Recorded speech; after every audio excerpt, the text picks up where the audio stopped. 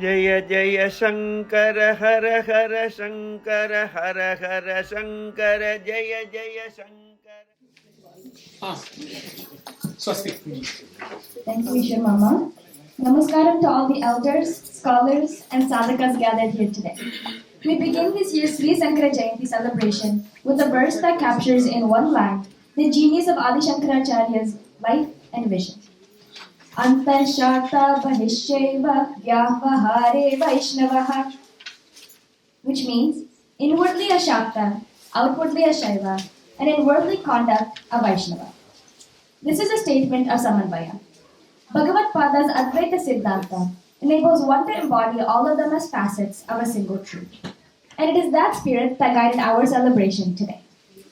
Every year, on the Sukla Panchami of Vaishakha, we observe Śrī Saṅkara Jayanti, not merely as a date on the calendar, but as an occasion to dwell on one dimension of Śrī Acharya's inexhaustible legacy. Each Jayanti we choose a window through which to look at Swami's influence in our lives afresh. Last year, our theme was Śrī Shankara Guruvaram Chintayami Anvaham, which means I meditate on the Supreme Guru, Shankara. We explored three aspects of Acharya's literary and philosophical genius.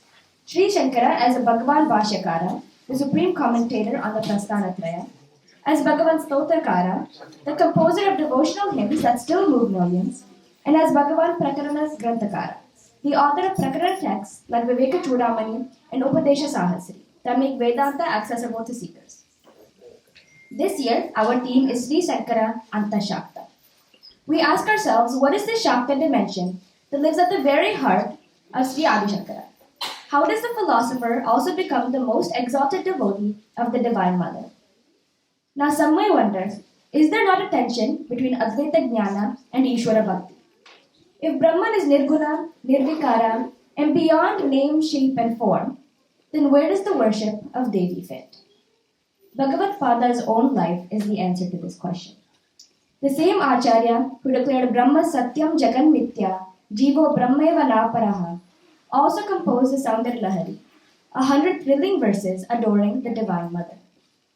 The same hand that wrote the Brahma Sutra Bhāṣyam also wrote a Bhāṣya on the Śrīmad Lalitā Triśatī, his profound commentary on a Śākta Tantra text, in which he shows that the names of the Divine Mother ultimately points to the identity of Jiva and Brahma. Advaita Siddhanta and Devi Upasana are not contradictory. They are two beautiful expressions of the same truth rooted in love, which is Ātma-svarūpa. And the real Samanvaya takes place when we recognize that Devi is not only the object of our worship, but she is also our Advaita Guru. And the real Samanvaya, in the Kena Upaniṣad, when the Devas are lost in pride, it is Umā Haimavatī who appears and reveals, Brahman or Eashwara alone is the doer and we are mere instruments. The Divine Mother, Jaganmata, is the one who teaches Brahma Vidya and Atma Vidya. She is the Dakshina Murti Swarupani who gives Advaita Jñāna. Bhakti is not a departure from Jnana, it is both the means and the ends. According to Śrī Saṅkara, Para Bhakti and Jnana Nishtha are one and the same.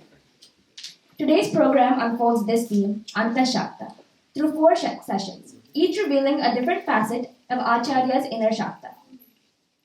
The first topic will be Śrīmad Lalitā Sahasranāmam and Saundarya Laharī.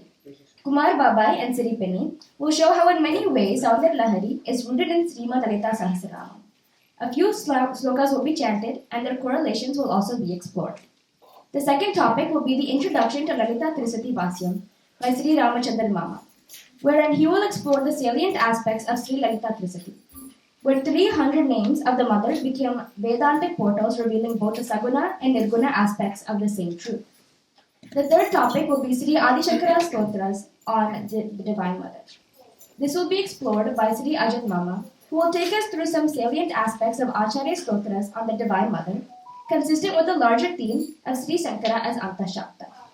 The last topic will be Umā Haimavatī and the Kena Upaniṣad. Eashwar Mama and Venki Mama will present a Jugalbandi on the Kena Upaniṣad, the magnificent story where Umā Haimavatī appeared to Indra and revealed the truth of Brahman. With live Samaveda chanting of the third Kanda and Acharya's Bhāṣyam, this session brings the Upanishadic heart of our theme to life. And so without further delay, let us begin. Our first session is on the Saundarya Laharī and its deep samanvayam with the Śrīmad Lalitā Sahasranāmam. To present this, I am delighted to invite Kumār Babai and Sireesha. The floor is yours. Ādi Śaṅkarācārya Namah. So, like Varenya explained, today topic will be correlating between Lalitā Sahasranāmam and Saundarya Laharī. In this vast ocean of Śrī Vidya, I see these two as masterpieces, like which shows us an ultimate map for realizing Parashakti. One is Śrī Lalitā Sahasranāmam and other is Saundarya Laharī.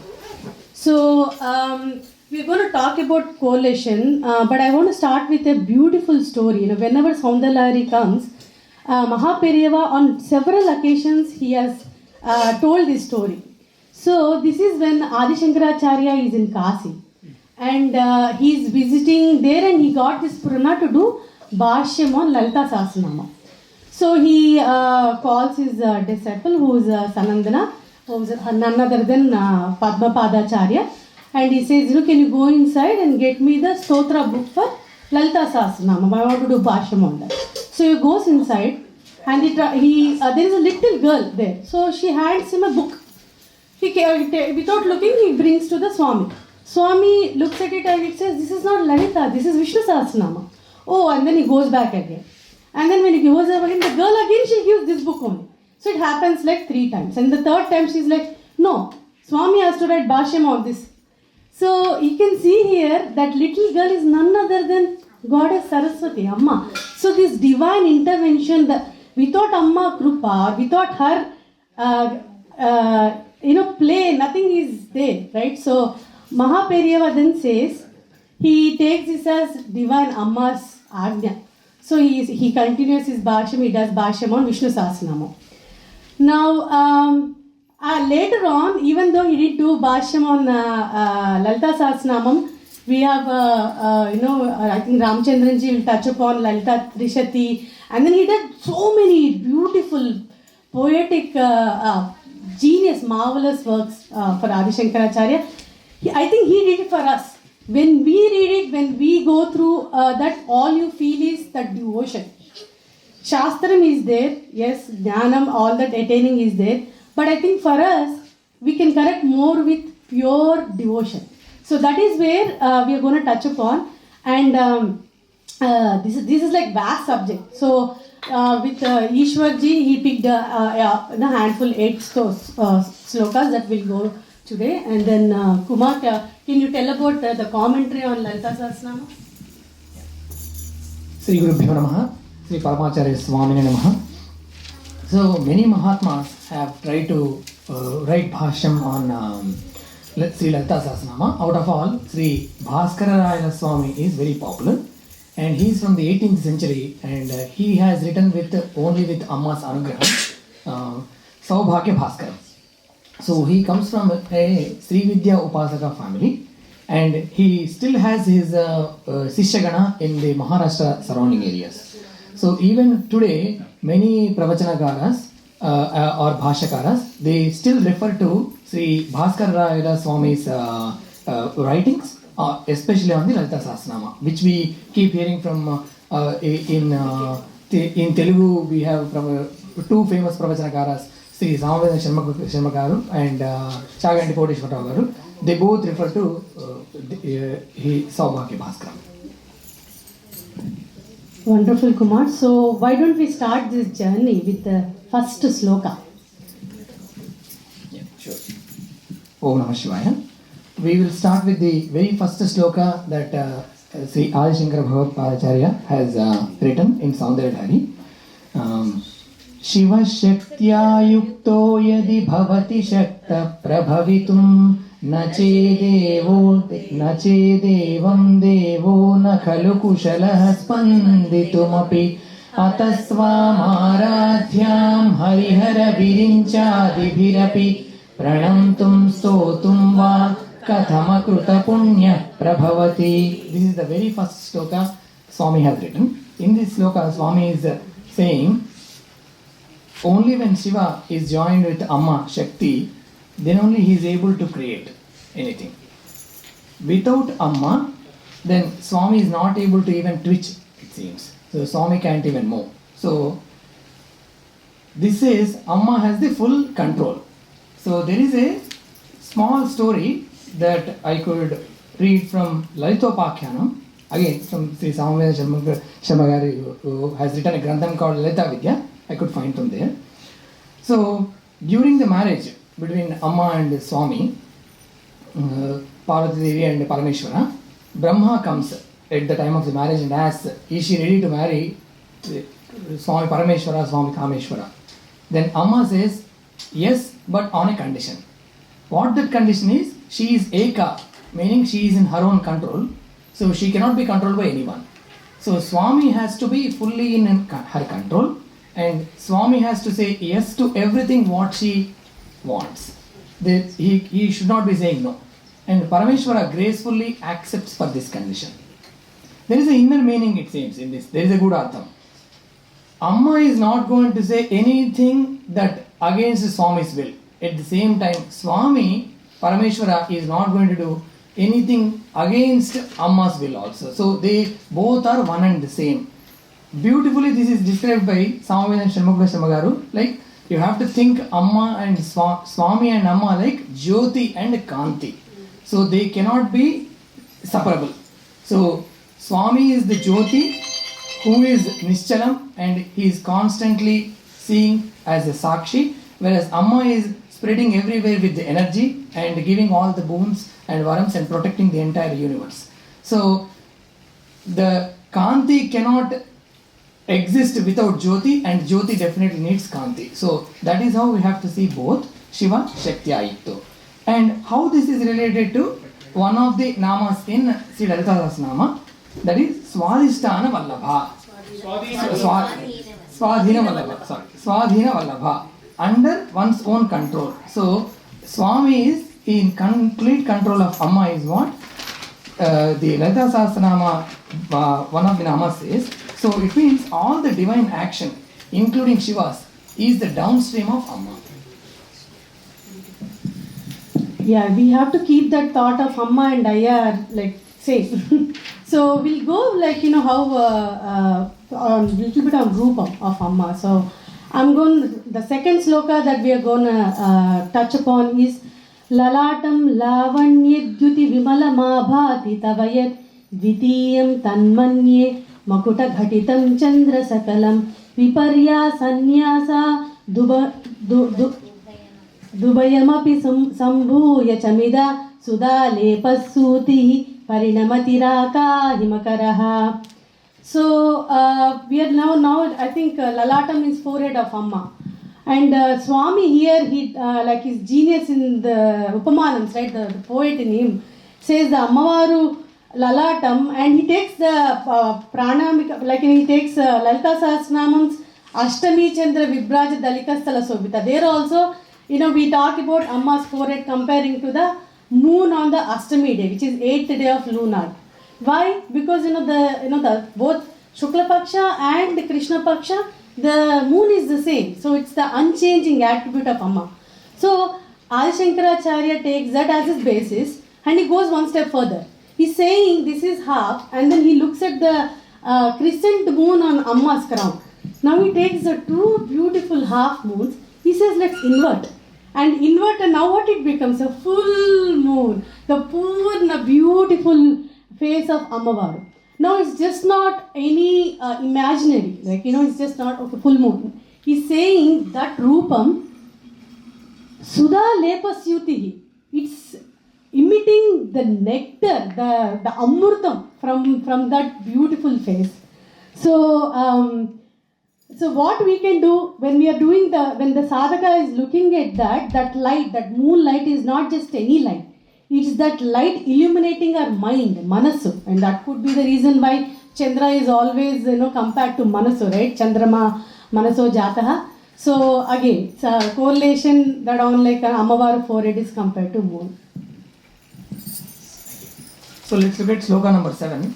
Kvarnat kanchi dama karikalabha kumbhastananata Vina madhye parinata sarachandravadana Dhanurbanan pasam srunimapi dadhana karakalaihi Purastadastamna Puramadhituraho Purushika. In this slokam, Sri Shankara Bhagavatpada has described the Stula Svarupam of Amma, which we need to do dhyanam so that we can get Sakshatkaram of Amma, it seems. So here Swami is saying Kvanat Kanchi Dama. Amma is wearing a girdle with jingle bells. We call in Telugu Vaddanam. So Amma is wearing that or Odyanam, right? So Amma is wearing that Odyanam. What is the significance of this? There is an inner meaning for this. So Amma is Akshara Swarupini. So Amma is full of all Aksharas. So her Udaram is filled with all Aksharas. Aksharas have Dhvani also, right? So this Akshara Swarupini is holding all the Aksharas and all, they are making so much beautiful Dhvani. So in order to signify that, Shankara Bhagavatpada has said Amma has an Odyanam that is making beautiful sound. So Kvanat Kanchi Dama. At the same time, Swami says here, Amma has Parinata Sarat Chandra Vadana. Amma's face, like the way Siri just described, right? It is a full moon. It is looking like full moon during the Sharat Kalam. It is such a beautiful moon type face Amma has. And then Amma also has Dhanu, Banam, Pasham and Ankusham. She is holding all those in order to protect us. So, and also she is Purasta Dastamna Puramaditu Raho Purushika. So, we are asking Amma to come and give us the Sakshatkaram where she is able to, she is destroying all the Puras. So, where is the correlation we could find for this in Lalita Sahasranāmam is, there is one Nama, Ranat Kinkini Mekhala. The meaning of Ranat Kinkini Mekhala is she who wears girdle set with jingle little bells. So she is who is wearing the Odyanam. So in Lalita Sahasranāmam it is briefly described, whereas in Saundarya Laharī, Bhagavatpada has clearly explained the complete Rupam. So the way we have to think about is, if Lalita Sahasranāmam, this Nama, Ranat Kinkini Mekhala is the first brush stroke of the artist does, then what Swami Bhagavatpada has done is, he has painted the entire portrait of a Dhyana Swarupam of Amma in this sloka. So it's never enough to talk about Amma's beauty, right? So we'll move to Sloka 67. Here we talk about Amma's chin. So Karagrena Sprushtam Tuhina Girina Vatsalataya Girise Nodastam Muhuradharapana Kulataya Karagrahyam Sembor Mukamukura Vruntam Girisute Tadankaram Brumastava Chubkamopam Yarahitam. So in Lalita Sahasranāmam, I think if you follow, like we always, you see that, Amavari is compared, eyes are compared to something. Nose, ears, face, now, we, like he said.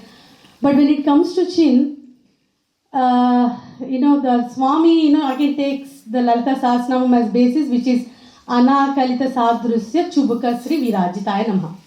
So the true translation of that Namam is, there is nothing compared to her chin. They couldn't find a simile. Vagdevatas themselves, they couldn't find a simile to compare the beauty of her chin. So again, Adi Śaṅkarācārya, we expect, we anticipate that he'll take one step further. Okay, now what Swami is going to say is it is beautiful poetic brilliance. So the first two lines he says, that chin where Himavanta with dearly fatherly love raises her chin, that chin where Lord Shiva touches her chin with love, that chin. So he is like tempting us. What is the comparison? He says, Kadankaram, how can we compare the chin that Shiva is holding, Himavanta himself is holding, how can we compare this chin? So but he says, this chin is like a handle to the mirror. So now if you see like a handle, that hand mirrors will be there, right? So if you see it as a handle, what do you see in the mirror? Shiva himself. So Shiva and Amma are the one. So one is reflection of the other. So again we are like, we are saying they are none other than the same. So again there is one more, like I think Bhaskar Raya says. So if you think this as a triangle, right? If this is the base of the triangle, like Sri Chakram, this becomes Bindu. how can you describe Bindu with anything else? Bindu is Bindu. So we are saying one can meditate upon an chin. That's it. You don't need any other simile. That's enough. So beautiful, right? So we'll move to the next one actually. So this one we'll look at Amma's beautiful, how beautiful Amma's speech is. So it is sloka number 66. Vipanchya gayanti vividham apadanam pashupate svayarabde vaktum chalita shirasa sadhu vachane tadiyair madhuryair palapita tantri kalaravam nijam veenam vani nichulayati cholena nibhrutam. Here Shankara Bhagavat Swami is talking about Saraswati Devi also. So let's see what he is trying to explain us here. When Saraswati Mata is playing her veena in front of Lalitambika, so and when she is playing, she is doing her veena to play the music, right? So Vividham Apadanam Pashupate, she is playing about the deeds of Pashupati, Swami Parameshwara. So Lalitambika, Parvati Devi got so happy, in ecstasy, she started nodding her head. Chalita Shirasa. She has not started doing that. And then with praise, she said Sadhu Sadhu, Sadhu Vachane. And when Saraswati Devi heard those Sadhu Vachanam from Amma's speech, right? She found it so superior and so beautiful than her own music, meaning Saraswati Mata's her own music. And by accepting the superiority of Śrī Lalitambika's sweet speech, what Saraswati Devi has done is, she has covered her veena with a cloth, it seems. So accepting the superiority of Lalitambika. So of course, Amma is the Adi for everything. So this is the reference that Shankara Bhagavatpada has written in this verse. As such, here which let's look at which Nama in Sahasranāmam is related to this. Nija sallapa madhurya vinirbhatsita kachapi. What is this kachapi? Kachapi is Saraswati Mata's veena. So here, Amma's speech sweetness has outshone. It has outshone to Saraswati Devi. So thereby Saraswati Devi's veena, that is kachapi. So here, Sahasranāma is giving us the verdict. Whereas what Saundarya Laharī is showing with the krupa of Shankara Bhagavatpada, how the moment of verdict is being pronounced and silently by the one who actually lost it. So Saraswati Devi has pronounced this verdict and Shankara Bhagavatpada has clearly portrayed this as a drama. Very beautiful. Yeah. So it's a very profound sloka. So now we'll move to a little deeper philosophical stotra, which is 10. Sudha dhara sarais charana yugalantar vigalitaihi prapancham sinchanti punarapi rasamnaya mahasaha avapya swam bhumim bhujaganibhamadhyushta valayam swamatmanam krutva Svapishikula kunde kuharini. So the Anvayam here is from Lalita Sahasranāmam, Sri Moola Kūtatraya Kalebaraya Namaha. So now we are getting into that esoteric, the Tattvam right side of things. In Lalita Sahasranāmam, the Moola Kūtatraya Kalebara means the Moola Mantra.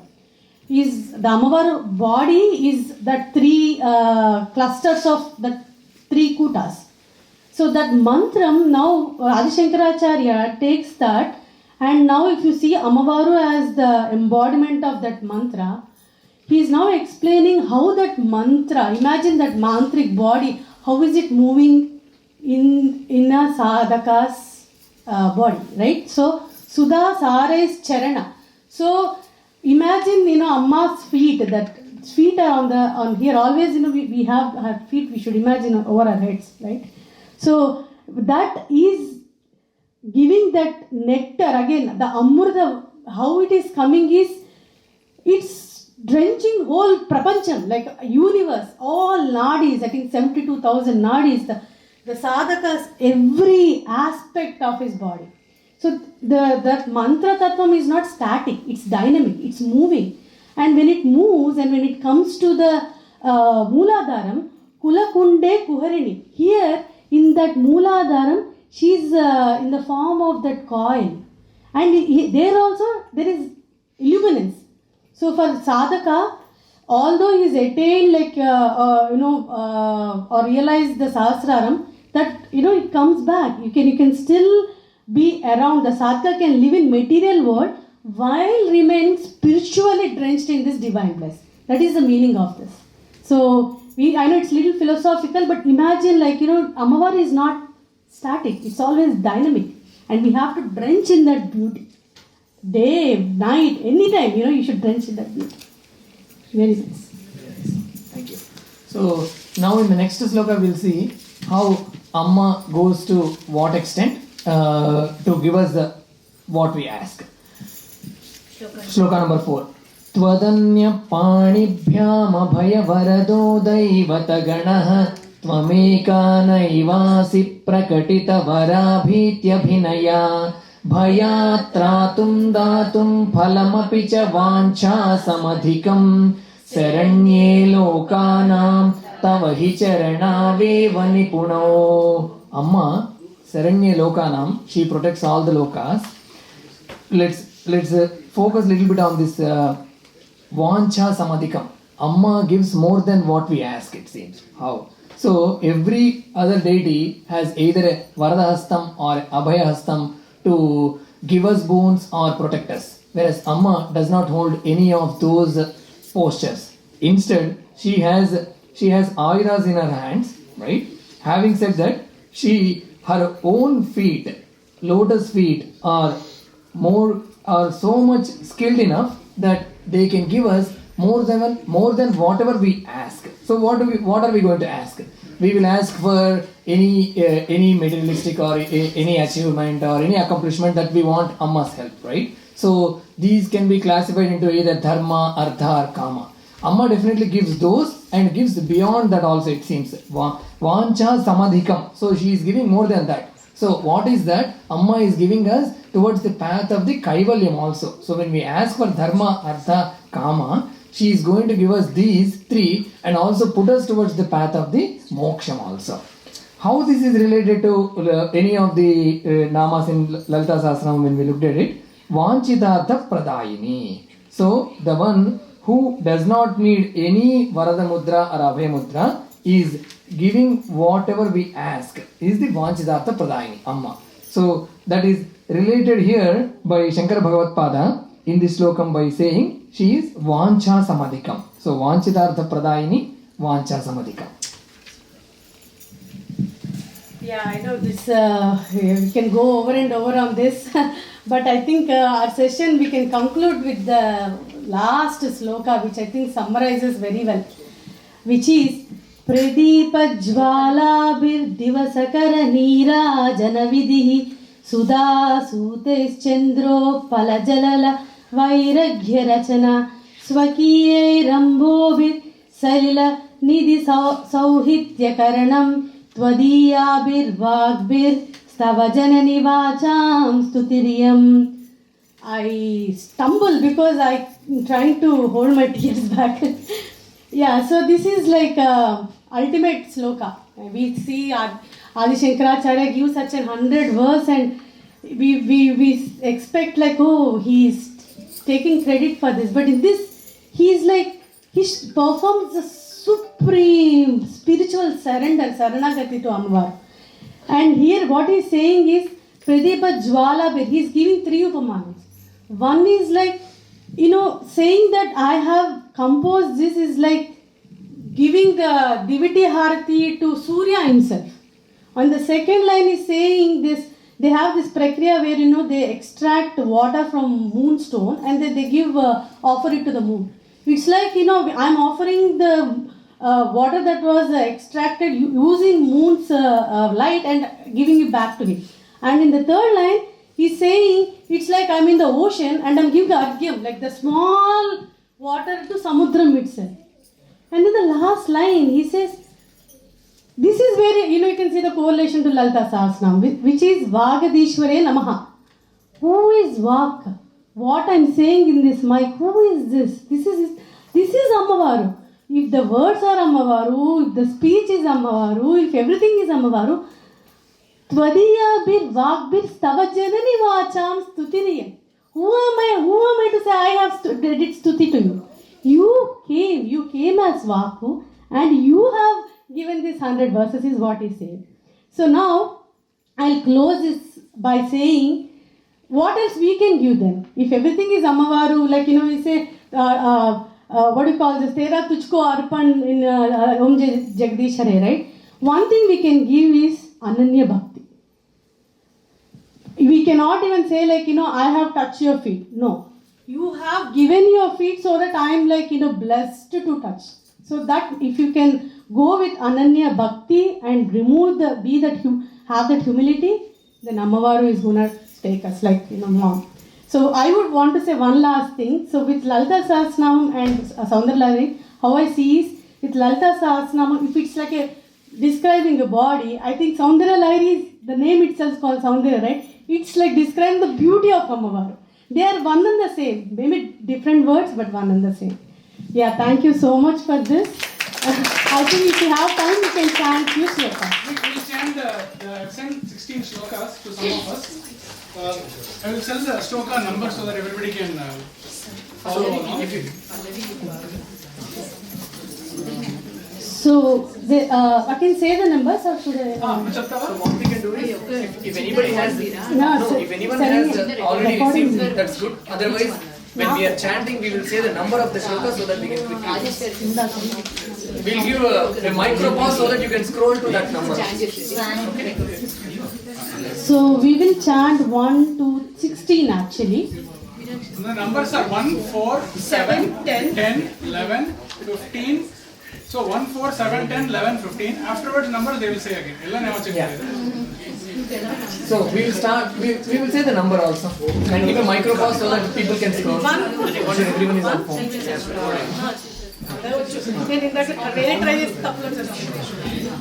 So we are starting with sloka number 1. So there will be no. We can all chant along with them. There will be no. Yeah, if there is no repetition, we are just following. Shruti Smruti Purāṇānaṁ ālayam karuṇālayam namāmi bhagavatpādam Shankaram loka Shankaram Ainkara Hīnkara rahasya yukta Śrīnkara gūಢārtha mahāvibhūtya Omkara varma pratipadinibhyam Namo Namah Shri Guru Padukābhyam Shivasyaktya yukto yadi bhavati shaktah prabhavitum na chedevam devo na kalu kushalaspanditum atasvamaradhyam harihara virinchadivirapi pranantum stotum va katamakruta punya prabhavati. Shloka number 4. Twadanya panibhyam abhayavarato daivataganaha tvameka naivasi prakatita varabhityabhinaya bhayatratum datum palamapi cha vancha samadikam charanye lokanam tavahi charanaveva nipunau. Shloka number 7. Kvanat kanchidama karikalabha kumbhastananata parikshina madhye parinata saraschandravadana dhanurbanam pasham srunimapi dadhana karatalaihi urastarastamna puramati turaho purushika. Shloka number 10. Sudhadhara saraischarana yugalantar vigalitaihi. Namaskaram to everyone. In the previous section, we saw beautifully how Kumār Baba and Siri Pinni brought out the samanvayam between Śrīmad Lalitā Sahasranāmam and Saundarya Laharī. how Śrī Ādi Śaṅkarācārya, as it were, commented on the Sahasranāmam throughout the Saundarya Laharī. But the story does not end there. When Sri Bhagavat Pada wished to further comment on Ammavaru's Vaibhavam, she acceded to Swami's request and further commanded him to compose a commentary on Śrīmad Lalitā Triśatī. Śrī Lalitā Triśatī is a deeply revered stotram from the Brahmanda Purana, revealed much like the Sahasranāmam in a sacred dialogue between Rishi Agastya and Bhagavan Hayagriva. Triśatī literally means 300, but these are not merely names. They are mantras that reveal the tattvam of the Divine Mother directly onto us. What makes Lalitā Triśatī especially unique is this. It operates simultaneously at two levels. At one level, it presents the Divine Mother in a form that we can relate to. Compassionate, beautiful, accessible, the Saguna aspect. At a deeper level, it reveals her as the ultimate reality itself. The Atman, the Self, pure existence, consciousness, and bliss. The Sat, Chit, and Ananda. The Nirguna aspect. Śrī Ādi Śaṅkarācārya, in his Bhāṣyam, shows that these are not two different realities, but two ways of understanding the same truth. One for expressing our love through worship, and one for realization as our very self. So as we move through this session, we are not just reflecting upon the names, but we are engaging in a process. From name to meaning to recognition. Can we all repeat this together, please? From name to meaning to recognition. And from form to understanding to identity. With this context, we can now move into a brief presentation on the salient aspects of Śrī Lalitā Triśatī Bhāṣyam. I introduce Eashwar.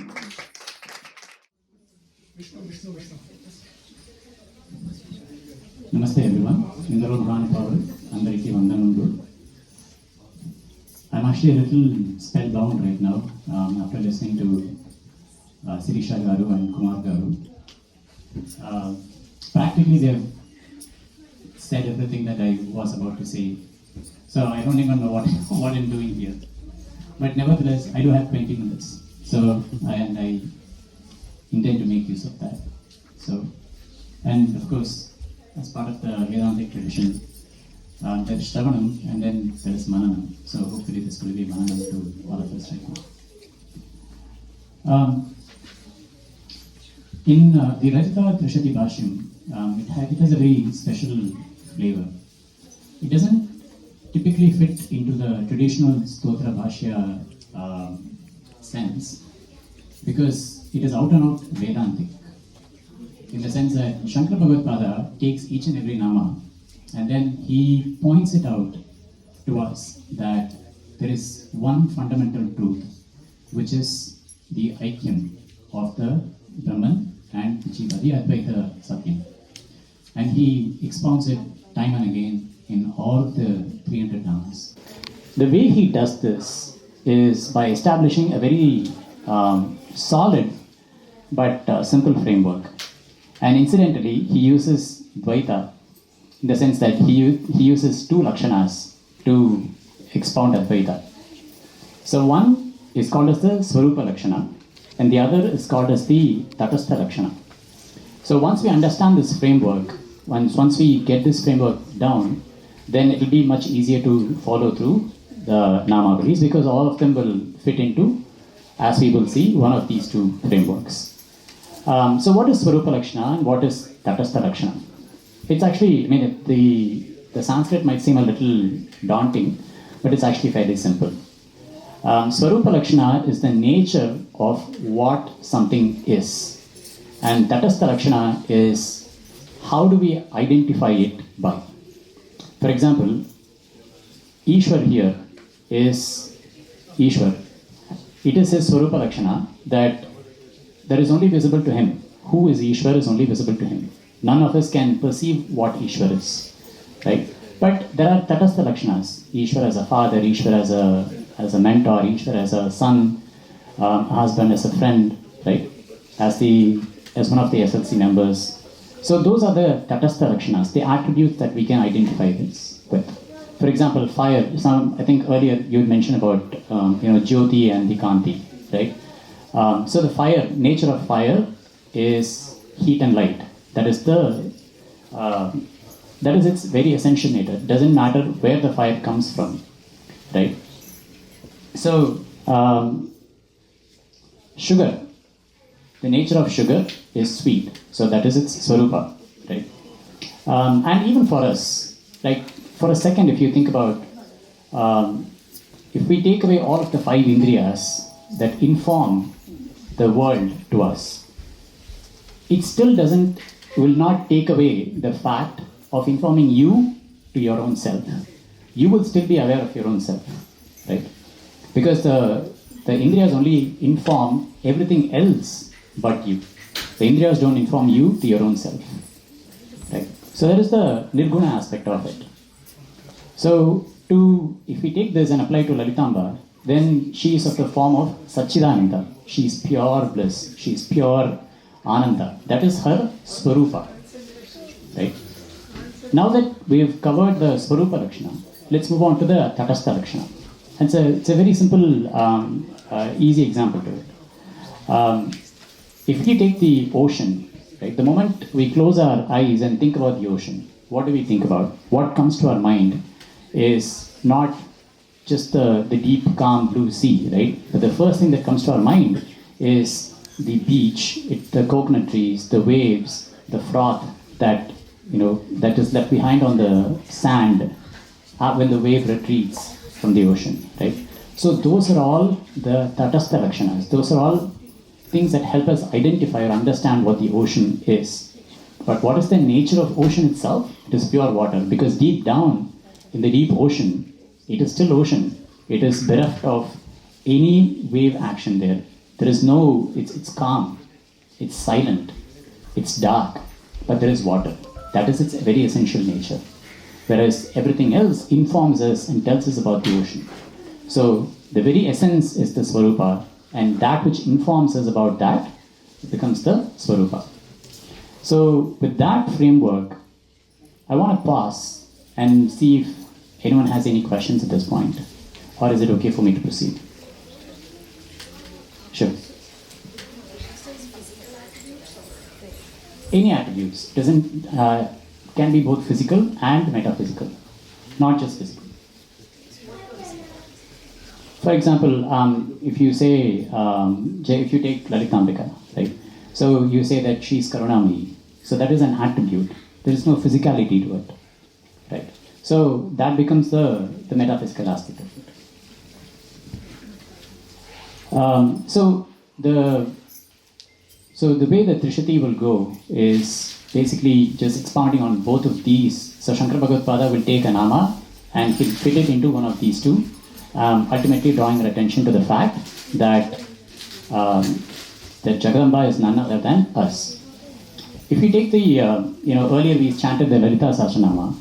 The Dhyana Shloka of Lalitā Sahasranāmam goes, Arunam Karuna Tarankitakshin Nṛtya Pashankusha Puṣpāñjali Animādibhihi Avritam. So let's pause so that let's just take it up until that point, right? So what happens there is Aruna, she is red in color. Karuna Tarankitakshin, her eyes are very karunya filled. Dhrita Pashankusha Puṣpāñjali. So she holds the Pasha, Ankusha, Ikshu and the Pushpabanas. Animādibhihi Avritam. So she is surrounded by the Animādi Devatas. Mayukaihi. Right. So all of this is what Lakshana is that? Is it the Svarūpa or is it the Tatastha? What do you guys think? It is the Tatastha Lakshana. Thank you. So all of this describes or helps us understand Jagadamba, right? But take the very tail end, right? How does the shloka end? It says, Aham ityeva vibhavaye bhavani. So what does that tell you? It means, I worship this Devata as my very own self. Aham. Right? So that becomes the Svarūpa Lakshana. So even the very shloka of Lalitā Sahasranāmam, which is incidentally also the Dhyana shloka for the Panchadashakshari Mahamantra of the Śrī Vidya mantra, is also split along these same two frameworks of Svarūpa Lakshana and Tatastha Lakshana. Right? So with that framework well being set, I'm going to talk a little bit about Sampradaya. Eashwar-ji gave me a very tricky job. So, why I say it is tricky is Lalita Triśatī, the stotra, holds a very special place in the Śākta Sampradaya. It is very Gūಢa in the sense that it is very protected. For example, it says in the Śrī Rudram, the Namah Shivaya mantra is hidden deep within the Vedas inside the Śrī Rudram because it is very protected. So it is hidden deep. So likewise, Lalita Triśatī holds a very special place. There are restrictions on who can say it. There are restrictions on who can listen to. For example, I cannot say the Namavalis out here in a crowd like this. So now I have to talk about the Bhāṣya. So which means I have to talk about the Lalita Triśatī Namavalis, right? So I'm kind of in a fix where I have to talk about it, but I cannot really talk about it, right? So and Shankara Bhagavad-pada is a stickler for Sampradaya. So what I will try to do is, in talking about this, I will try to pick Namavalis that are found in Lalita Triśatī as well as elsewhere. So that way, we can talk about the Namavali, but it's not restricted to Triśatī alone, right? Or in places where I cannot, I will, take the help of the Sahasranāmam. We'll pick a couple of namas from the Sahasranāma and then we'll talk about it. So there'll be an indirect indication to the Namavali that is found in Lalita Triśatī. So earlier, we talked about a framework, the Svarūpa and the Tatastha Lakshanas. But Lalita Triśatī itself has a structure within itself. So the Triśatī is based off of the Aksharas found in the Srividya Panchadasakshari mantra. There are 20 namas for each Akshara. So that is 15 times 20 is 300. And each of these Aksharas are divided into Shakti Aksharas and Shiva Aksharas and Ubhaya Aksharas. So there are Aksharas that are only of the Shiva form. There are Aksharas that are only of the Shakti form. So there are 2 Aksharas that are Shiva and the rest are Shakti with 1 Aksharam which is being Ubhayatmaka. So which is the form of both. So like, Shivabhyam, Chudalankruta, Sashikalalakam. Right? So we'll talk about the Svarūpa and Tatastha Lakshanas from each of these sets. So we'll take 2 namas from the Shakti Aksharas, we'll take 2 namas from the Shiva Aksharas, and 1 from the from the Ubhaya Aksharas, and then we'll delve into it. Okay. Up until this point, I don't need the phone, but now I do need the phone. All right. Without much further ado, we'll jump directly into it. So the first nama that we'll look at is Om Kalyanyai Namaha. So Kalyani is a name of Jagadamba. What does it mean? It means salutations to the auspicious. Kalyanam or Kalyani means auspicious. In the Bhāṣya, Bhagavad-pada says she is Anandaika Vigraha. So she is the Vigraha or she is the embodiment of pure bliss. How do we understand this? Right? Is bliss an attribute of hers, or is it her form itself? Right. Bhagavad-pada says, he quotes from the Brihadaranyaka Upanishad and he says, Etasya eva anandasya anyani bhutani matram upajivanti. He says, all the other jivas, from the smallest ant to the Chaturmukha Brahma, everybody exists taking a small tiny fragment of this Ananda, and that's how they exist.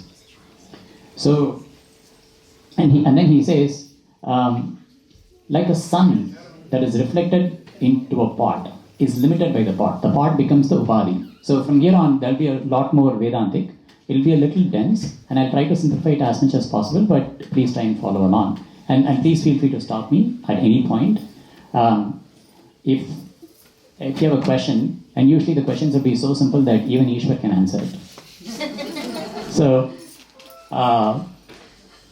So this pure Brahman, there is 2 reflections. So there is reflections on Maya.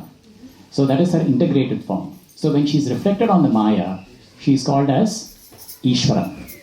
But when she is reflected in the mind, she becomes Jiva. So she becomes differentiated. So that's where the Upadhi comes in. So she is limited by this part. And she resides here. But the sun is not different. It is still the same sun. She shines there and in here. Any high school students here, please note, all of this integration and differentiation, the word calculus comes from the word Kalyani. No, I'm just kidding. So,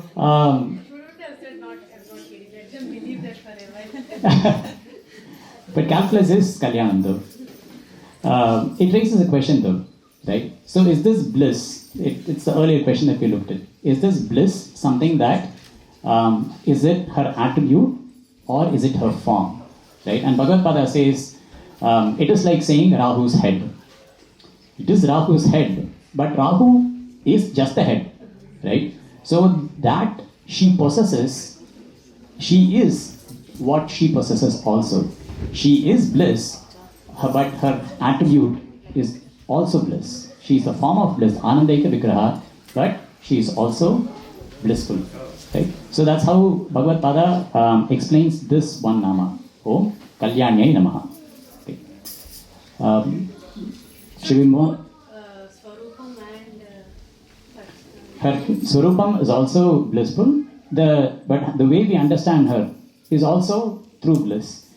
We understand bliss as something, we don't know what it is, but when we do understand it, it becomes the Swarupa because you become that itself. Because everything else will just be a tapastha. Right? Because the word, we kind of objectify it in our mind, but when we experience it, then it becomes the Swarupa. So the next Namavali is Om Hamsagati Namaha. So Hamsa and Gati. So the meaning, the Sakshat meaning, yes. 10 minutes. MC is saying you have 10 minutes. Oh, thank you. I thought you were making the Hamsa Abhinaya. So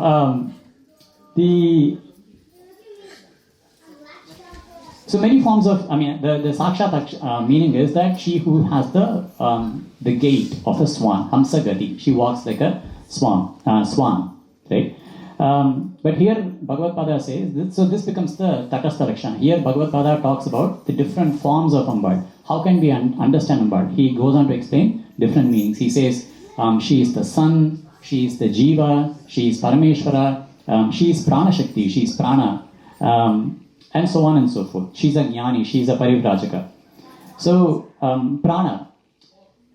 I did this experiment and I encourage you all to as well, if you get a chance to. When you have silence at home, which is rare for me, but if you do get that silent moment, take a deep breath in and out and see what sound you're able to infer from that. Because here it says, Bhagavad Pada says, Hakarena Bahiryati and Sakarena Punar Avishet.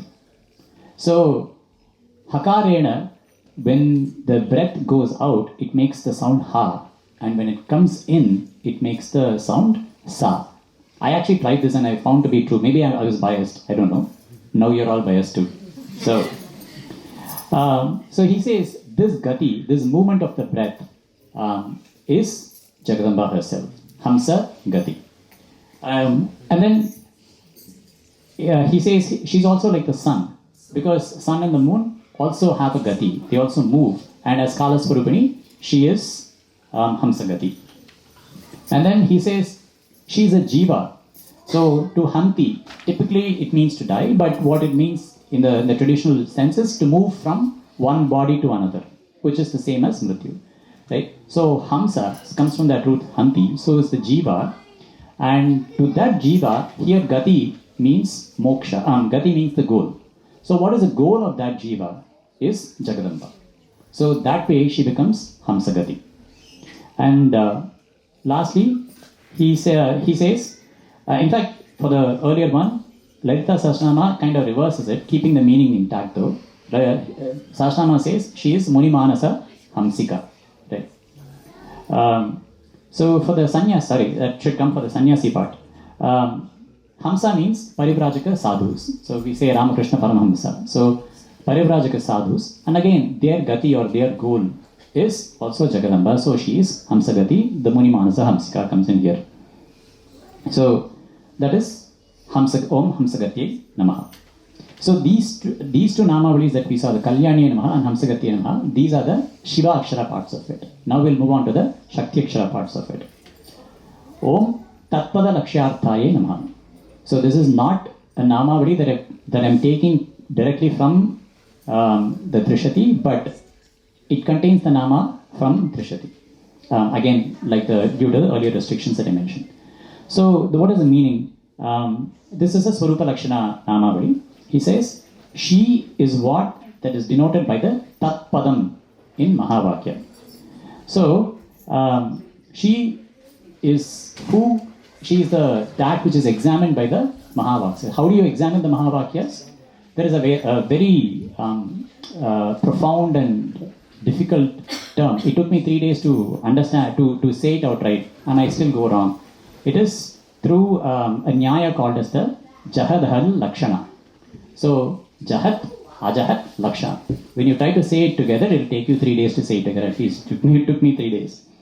So Jahat is that which is to be discarded. Ajahat is that which is to be taken. I mean, if you typically take the example of Hamsa, they say it can separate the water from milk, and it discards the water and takes the milk. So that is the Nyaya here. But we actually almost all of us will have experienced this in our daily lives. Especially with kids, right? Because kids are so pure, because they're untainted by the world, they are so pure to Brahman that when you say something, they will take exactly what they need and they will discard every other instruction of yours. So that is Jahat Ajahat Lakshana. So Bhagavad Pada says she is known, she is to be examined through this and contemplated upon. And then the other thing that the Bhagavad Pada says is Lakshya is the awareness that one gets by destruction of mind through yogic means. And then Lakshya Artha. So here Bhagavad Pada says the Artha is that which is to be obtained only by the grace of Guru. So Bhagavad Pada places the importance of a Guru, and he says the realization of Jagdamba or Ambad or Moksha is not possible without Guru Kripa. So that is Tatpada Lakshyarthaye Namaha. The next Namavali is Om Samarasyaye Namaha. So Sama and Rasa. Sama is equal and Rasa means the flavor, right? In this case it's sweet.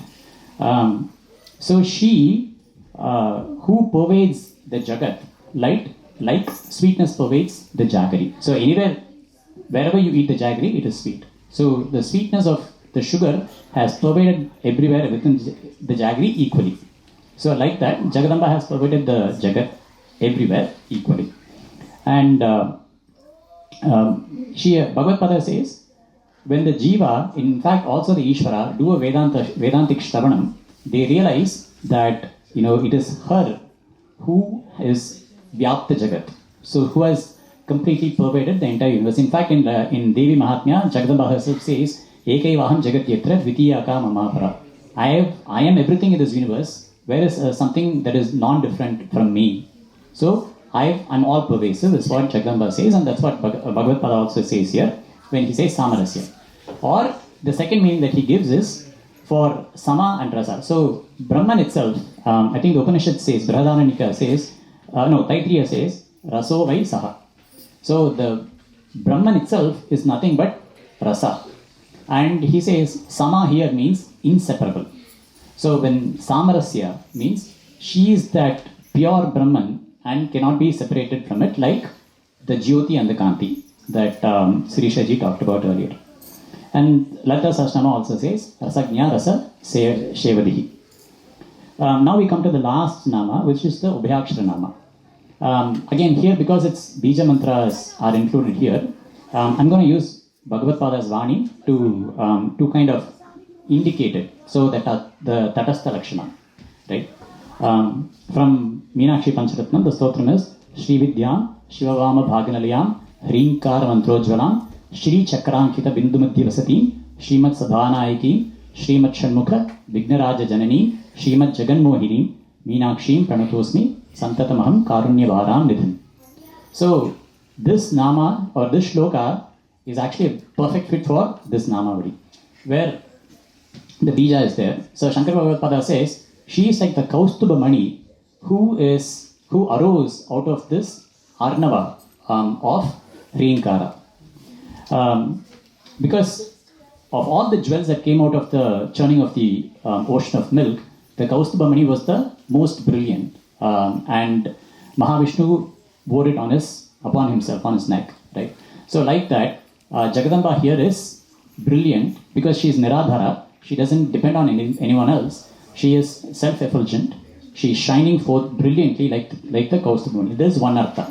The other artha Bhagavad says is one who worships Jagadamba becomes like Mahavishnu wearing the Kaustuba Mani, becomes Shripati, which means he gets both Bhoga and Moksha, Ihapara Sautya, that is given by Jagadamba, like Sireesha Garu told earlier. She will give you things that you ask for and way above and beyond whatever you can even imagine. So that is the last. In fact, the Saundarya Laharī Shlokam that we just said earlier, Bhavanitvam Dasye, also alludes to the same fact. As soon as you say, the Bhakta says Bhavani, he was coming to ask her something, but as soon as he says Bhavanitvam, Amba imagines that the Bhakta is asking for Bhavanitvam, and then she gives him Sarupya or Sayuji Moksha, right? And the food, her padam.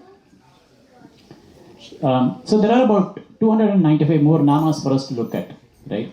But within the given time, and because she is Pancha Sankhyopacharini, we looked at 5 namas. So may Jagadamba continue to bless us with this satsangam, which makes such discussions possible. And thank you to the SLC group for again making this possible. In the same Lalita Triśatī style, Bhagavad Pada has actually created a stotram using the aksharas from the Panchadashakshari mantra. It is called as the Kalyana Vrishti Stavam. I'd like to conclude with just one shlokam from that, which kind of dovetails with what we said earlier about the Shripati and the Kaustuba Mani.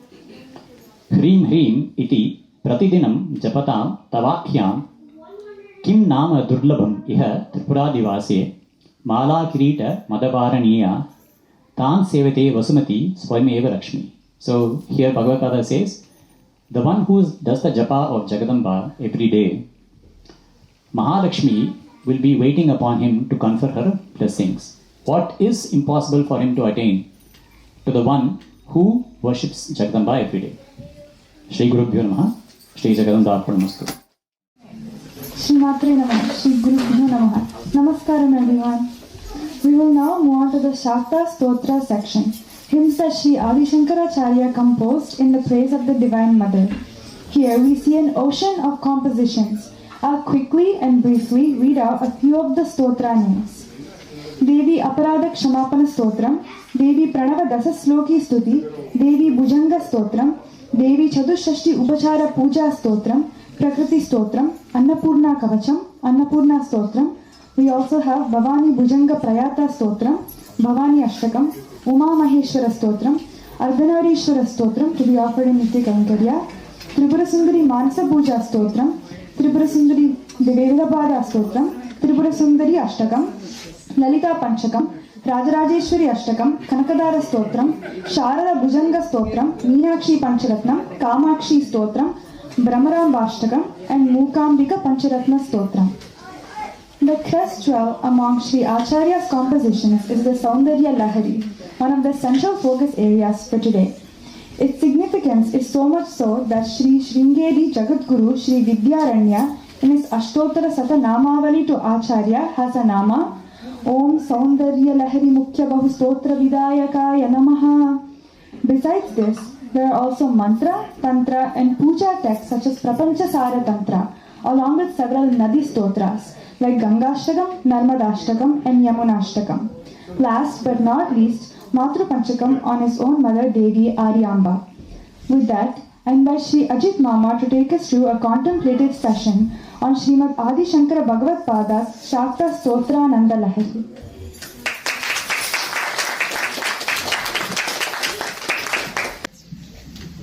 Hari Om. So in Kashi, there used to be a sampradaya. They used to say Shatashlokai Pandita, Shatashloka Pandita. So in 100 days, they would teach 100 shlokas, one shloka a day, and they'll go through it for about 8 hours. That same shloka they would teach grammar, for 3 of all the words. The same shloka they would teach alankara, the same shloka they would teach chandas. In 100 days, they've covered all the topics that need to be covered. Whether the shloka is doing the teaching or the teacher is doing the teaching, we have to contemplate upon. But the shlokas become a canvas through which anyone can teach anything that they want to teach. The other thing is, kavyas have a certain rasa. That's the reason why in poetry, it has a certain quality to it. So even the Trishati, we have the Kavya Lolai Namaha is one of the names that is there.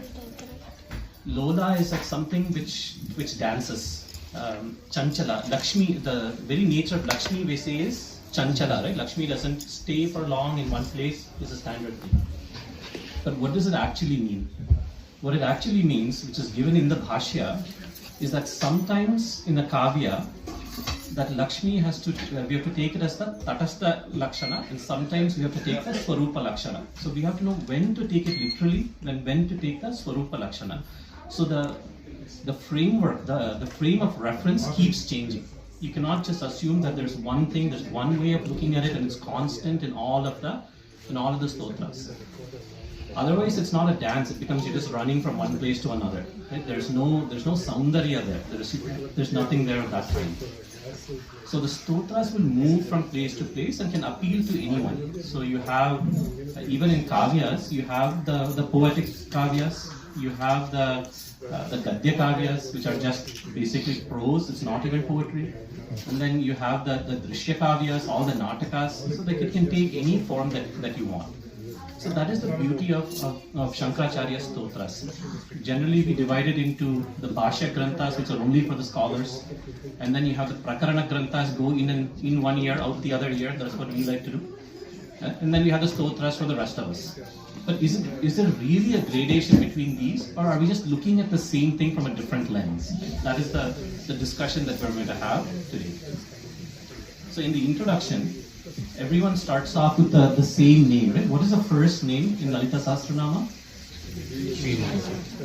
Śrī Mata, or the Nama mantra. This is something that we commonly say. And so in Stotra for Devi, as long as you have Bhakti for Devi, we are done. So we only need to know two things. What is Bhakti and who is Devi? What is Bhakti? We all have a sense of what Bhakti is. Who is Devi? That is what we have been contemplating upon for some time. But when we look at the Triśatī Bhāṣya, some more points come up. So for example, with Bhakti, there's another name, Labdha Bhakti Sulabhāye Namaha. And here, Bhāṣyakara literally says, Bhakti Samanya Visheshakarena Dvidha. So he has started off and said, there are two Bhaktis. There's not one Bhakti, there are two Bhaktis. Samanya Bhakti and Vishesha Bhakti. So now the question becomes, which is which? In fact, before the Triśatī Bhāṣya itself, when Agastya Muni is going to Hayagriva and asking for this Upadesha, the introduction is Su Bahukalam Su Bhakti Mahimna. So for a long time with Su Bhakti. He didn't say Bhakti. He added one letter, Su. What is this? Su Bhakti. Sundara Bhakti. Sundara Bhakti means great Bhakti, Parama Bhakti, however we want to take it. So this Bhakti itself, it is not the external Bhakti, but it is that internal Bhakti. It is that Advaita Bhakti that comes in. There is another name also. Eka Bhakti, somewhere it is there.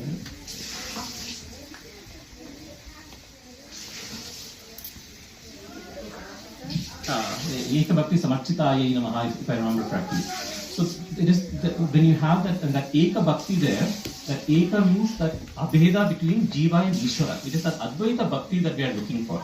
So when you have that Advaita Bhakti for Śrī Mata, then the stotra starts to make sense, and then there is no more division. There is no stotra grantha and then bhashya grantha. The grantha becomes the same grantha. We're just looking at it from a different lens. So that is bhakti. So next question is, who is Śrī Mata? Śrī Mata we take in a certain sense, like the progenitor of the universe. But when you look at the bhashya, he takes a very different lens. So for Śrī Mata, the Vyutpatti he gives us Shriyam Mati Parichinati. So if you take Shri, Aishwarya, however you want to translate it, it is a non-translatable word. So however we want to take it. Which is bigger? Is Devi bigger or is the Shri bigger? Which pervades more? So if sugar is sweet, which is bigger? Is the sweetness bigger or is the sugar bigger? Sweetness. The sweetness has to be bigger, right? So when you say Shri, Devi is the one who has Shri. Is the Shri bigger or is the Devi bigger? If you follow the previous logic, then Shri is bigger. But if you know the answer that is wrong, then Devi is bigger, right? So the Devi is the one who parichinati. She is the one who demarcates even Shri. Like she is bigger than Shri. She is that Advaita Devi. It is not the Dvaita Devi that we are able to perceive. She is the one that allows perception to take place. So when you have that Advaita Jñāna towards that Sachidananda Swarupini Devi, that is what we are looking for. And that is what the Stotra Granthas are also teaching. They are not teaching something separate. It is nothing but the Upanishad Bhāṣya in a different form that comes through Stotras. So our frame of reference has to be different.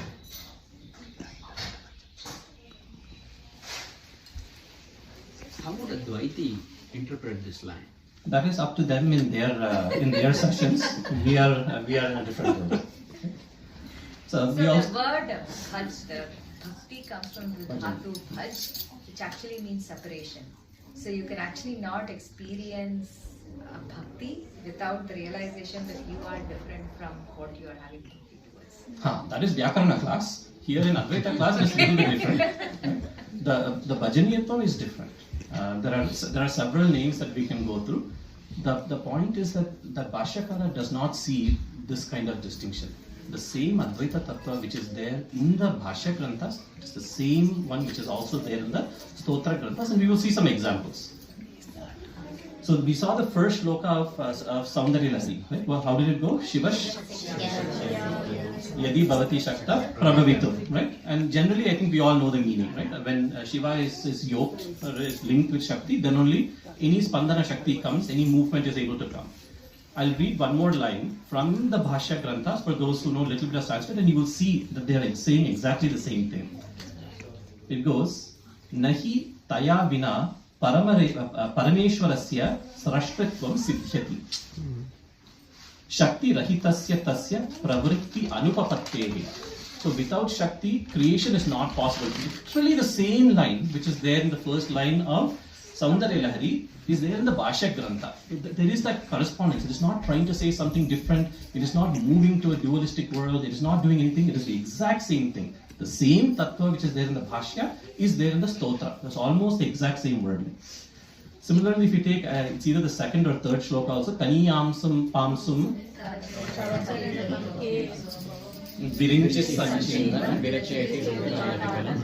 So there the example given, and the others are also there, but this example was Brahma cannot create without taking the anugraha of Devi.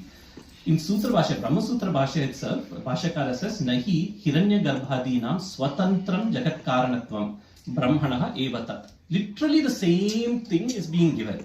So the same thing is there in the Stotra Grantha, the same thing is being given in the Bhashya Grantha. It is the same, exact same thing, slightly different word order. Right? It is not a different frame of reference. It is not meant for a different adhikari. The exact same adhikari. You just have to know how to interpret some of these things. Tatastha Swarupa Lakshanam and all were already covered. We look at the Annapurna Stotram. How does it go? Nṛtya. What was the first word? Nityanandakari, right? And what is the standard Swarupa Lakshana of Brahman? Nityananda. How many words? 3. First one was? Second one? Third one? What was the first word of Ananda Laharī? Not Ananda Laharī, Annapurna Stuti? Nityanandakari. What was the first word? Second word? Third word? Kari. Kari, is it a word? Is it not a word? We will leave that to grammar class, right? But so Nṛtya is already covered. Ananda is also covered. Kari means to do. So like generally when you see the Vitpatti, they will ignore the Kari. They will say the one who gives Nṛtya, one who gives Ananda. Who is the one that does? Consciousness. Consciousness has to do it, right? So we have already finished Sat. We have already finished Sat, Chit, Ananda. We finished Sat. Sat is Ananda, right? Both of them, Sat is Nṛtya. Both of them are the same. Ananda is Ananda. Both of them are the same. What is the one which is left? Chit. Who is the one that does? Who is the one Karoti? Can someone who is Jada do? Chit is the one which is aware of it all. Chit is not to do it. Different perspective. Chit, to do, there has to be something which is conscious. The reason we are able to infer the existence of Eashwara is through the creation. That is okay, we'll discuss later. So the reason we are able to do it is because of the existence of Chit. Without Chit, there is no doership in the world. The whole day, the existence of a conscious entity is inferred from Srishti, Laya, Sthiti, Karanatva, right? So that there's the entire Brahma Sutra for that. So that Sat, Chit, Ananda has come in Nityananda, Kari. So when we think about some of the shlokas, we have to look at each part of the word and then contemplate on each part of the word and then think about whether it makes sense or doesn't make sense or how do you interpret it. But so that Nityananda Kari, we just say it as shloka, but the whole tattva is given in that one word. It is there.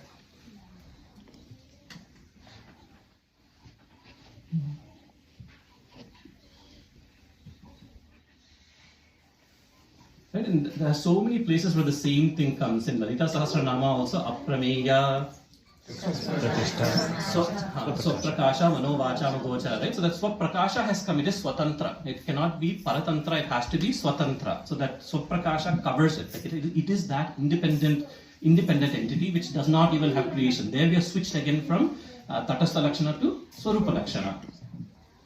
There are so many, right? All of those will come, right? Chit Shaktis Chetana Rupa, Jala Shakti, Jadatmika. So now you cannot, you can no longer ask the question, is it Chit or is it Jada? It is both. Both of them have come. Next one also, right? Chara, Chara Jagannatha, both Chara and Achara. What moves and what doesn't move. Kshara, Ksharatmika. Right? And Vishwadhari means that it has to support all of these things. Everything comes. All the contradictions are there in Lalita Sahasranāmam itself. The whole tattva is there directly. So we'll take one more shloka, this one from Ānanda Laharī. There's a nice shloka which says, Grita Kshira Draksha Madhu Madhurima Kairapi Padaihi Vishishya Nakhyeyo Bhavati Rasana Matra Vishayaha. So what it's saying is, there are so many things. For example, there is ghee, there is milk, there are grapes, there is honey. All of these have the same basic rasa. Which one is it? Sweetness. How do you explain to someone who has not tasted it what is the difference between milk sweetness and honey sweetness? Taste it. But when you taste it, there is no confusion what you are tasting. Like, are you tasting honey or are you tasting grapes? There is no distinction. It is only the tongue which can distinguish.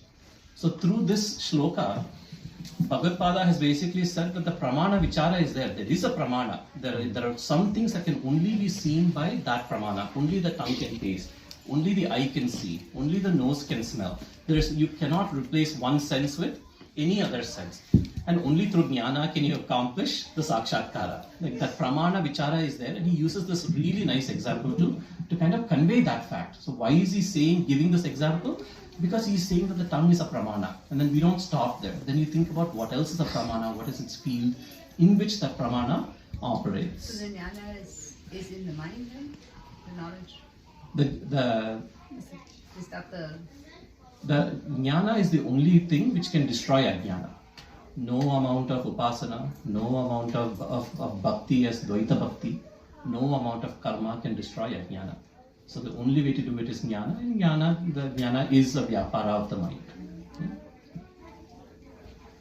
We'll look at, so the next question becomes great. We have jnana, how do we accomplish jnana? Because it is not ready for us.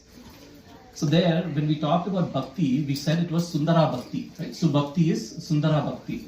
And what does Sundara mean? So there is a vakya from Veda. If you know it, can you say it, please? It is Apo Undanitu Jiva says. Okay. Apa undantu jivase dirgha yutva yavarchase. It actually, similar sentences come in many places in Taittiriya Samhita, in a bunch of places. Apa undantu. Undantu means to wet. Apa is water. So the water wets. So the vyutpatti of Sundara is sushtu unatti ardri karoti chittam. So one which melts the mind, which makes the mind wet. Here mind is heart. Something which melts the heart, something which makes the heart wet. It cannot be hard, right? It has to become soft. So that is what is Sundara Bhakti that we're looking at. Now, when we if you look at Meenakshi Pancharatnam, there is another shloka, Śrīmad Sundara Nayakim Bhayaharam Jnanapradam Nirmalam.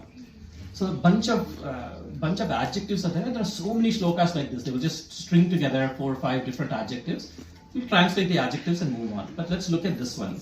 Śrīmad Sundara Nayakim. That Sundara is Sachidananda. It is Ananda. Śrīmad Ananda Nayakim. Right? That is the Kaivalya Swarupa. It is the Moksha Swarupa. Then Bhayaharam, then Jnanapradam Nirmalam. So we have that Ananda. Then we have to destroy the Bhaya, all of the Advaita Bhiti, the things that we are afraid of. Then we have Jnana, and then we have Nirmala, which is Swachha. What is the relationship between these 4 words? And so generally we don't think about it when we look at a shloka. We'll read the shloka, we'll look at the translation, we'll move on. But there's a hetu-mad bhava here. There's a link between all of these 4 words. If you want Ananda, the only way is to get rid of Bhaya. Bhaya here is Dvaita. How do you get rid of Dvaita? Through Jnana. Through Jnana. So the next word is Jnana Pradam. But how do you make yourself fit for Jnana? Through Nirmala. You have to remove the Mala. It is through Upasana. So you have Nirmala. So in that one line, the entire Advaita Siddhanta, the entire path from A to Z has been given, starting from Z. So from Z to A. Right? So Śrīmad Sundaranayakim, that is Moksha. For Moksha, you have to do Bhaya Hriti. You have to get rid of the Bhiti. To get rid of the Bhiti, you need the Jnana. To get the Jnana, you need the Nirmalatva.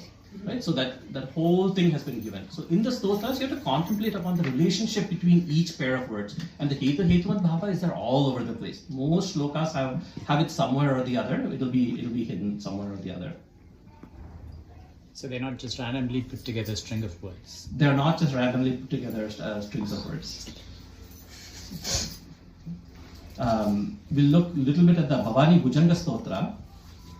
There's a nice one, there's a verse, it starts us kind of saying that Devi is everything. Tvam Arkaha, Tvam Arkas, Tvam Indus, Tvam Agnis, Tvam Apas, Tvam Akasha, Bhu, Vayavas, Tvam Mahatvam. So looking at from the Sankhya point of view, you are the sun, you are the moon, you are Agni, you are water, Apaha, you are the Akasha, you are the Bhu, you are the Vayu, and you are the Mahat Tattva. So you are everything. And then it says, Tvadanyo na kaschit prakashosti. Tvadanyaha, other than you, na kaschit prakashosti. There is nothing else which shines other than you. There is nothing else which is independent of you. And then here, there's a patantara. So there is a variation of the stotra. Tvadanyo na kaschit prapanchosti. So other than you, there is no prapancha. So even the Pata Vedas become really interesting. Because in one case they're saying there is no consciousness other than you. And then some Acharya has said, no, it is wrong. Tvadanyo na kaschit prapanchosti. So there is no other creation other than you. So even the Pata Vedas give us the complete picture. One said there is no consciousness other than you. One says there is no creation other than you. You put the two of them together, there is nothing other than you. Right? All of this is just pure Advaita Tattva. We'll end with another shloka from the Meenakshi Pancharatnam. It's the 3rd line that we're going to focus on. But Śrī Vidya, and similar phrasing is also there in the Lalitā Sahasranāmam. Śrī Vidyam Shivavama Bhagirilayam Hrinkara Mantrojvadam Śrī Chakrankila Bindu Madhyavasatim Śrīmad Sabhanayakim Śrīmad Shanmukha Vignaraja Janani. Śrīmad Shanmukha Vignaraja Janani. In Lalitā Sahasranāmam also, there's almost the exact same phrasing, right? Do you remember which one it is? Guhamba Guhyarupini and Kumārī. So the basic meaning is very, very simple. So like Devi is the mother of Kumāra and Ganapati. Nothing fancy. Like is there, can you think of any special meaning? Ganapati is for creation. Kumārī is Shiva Shakti. Huh. So she is that which is the combination of both the Shiva and the Shakti for their consciousness. Yes. So Brahmajnana. So look at the wording he's using, right? So here it is Śrīmad Shanmukha Vignaraja Janani. So Shanmukha is the one who has? He has 6 faces. And then it is Vignaraja. Vignaraja, he went and he caused Vigna to Parvati. What happened to his face? Right? So one has how many faces? 6. One has how many faces? 0. From that perspective, right? Before the Rajamukha was placed, there is 0. So we were talking about Saguna and Nirguna. And how many senses do we have? 5. 6? No, The Manas is the Manas becomes a 6, right? Which is you were asking before, how does Jnana happen? So how many senses do we have through Kartikeya? 6. 5 plus Manas. And how many do we have for Ganesha? 0. So you can look externally at the word as the word, which is kind of expressed as she is the mother of Shanmukha. Or you can say that this is Nirguna. There is no guna. There is nothing to be seen as the mother of Ganesha. But when you see the translation, what is it going to say? Mother of Kartikeya and mother of Ganesha.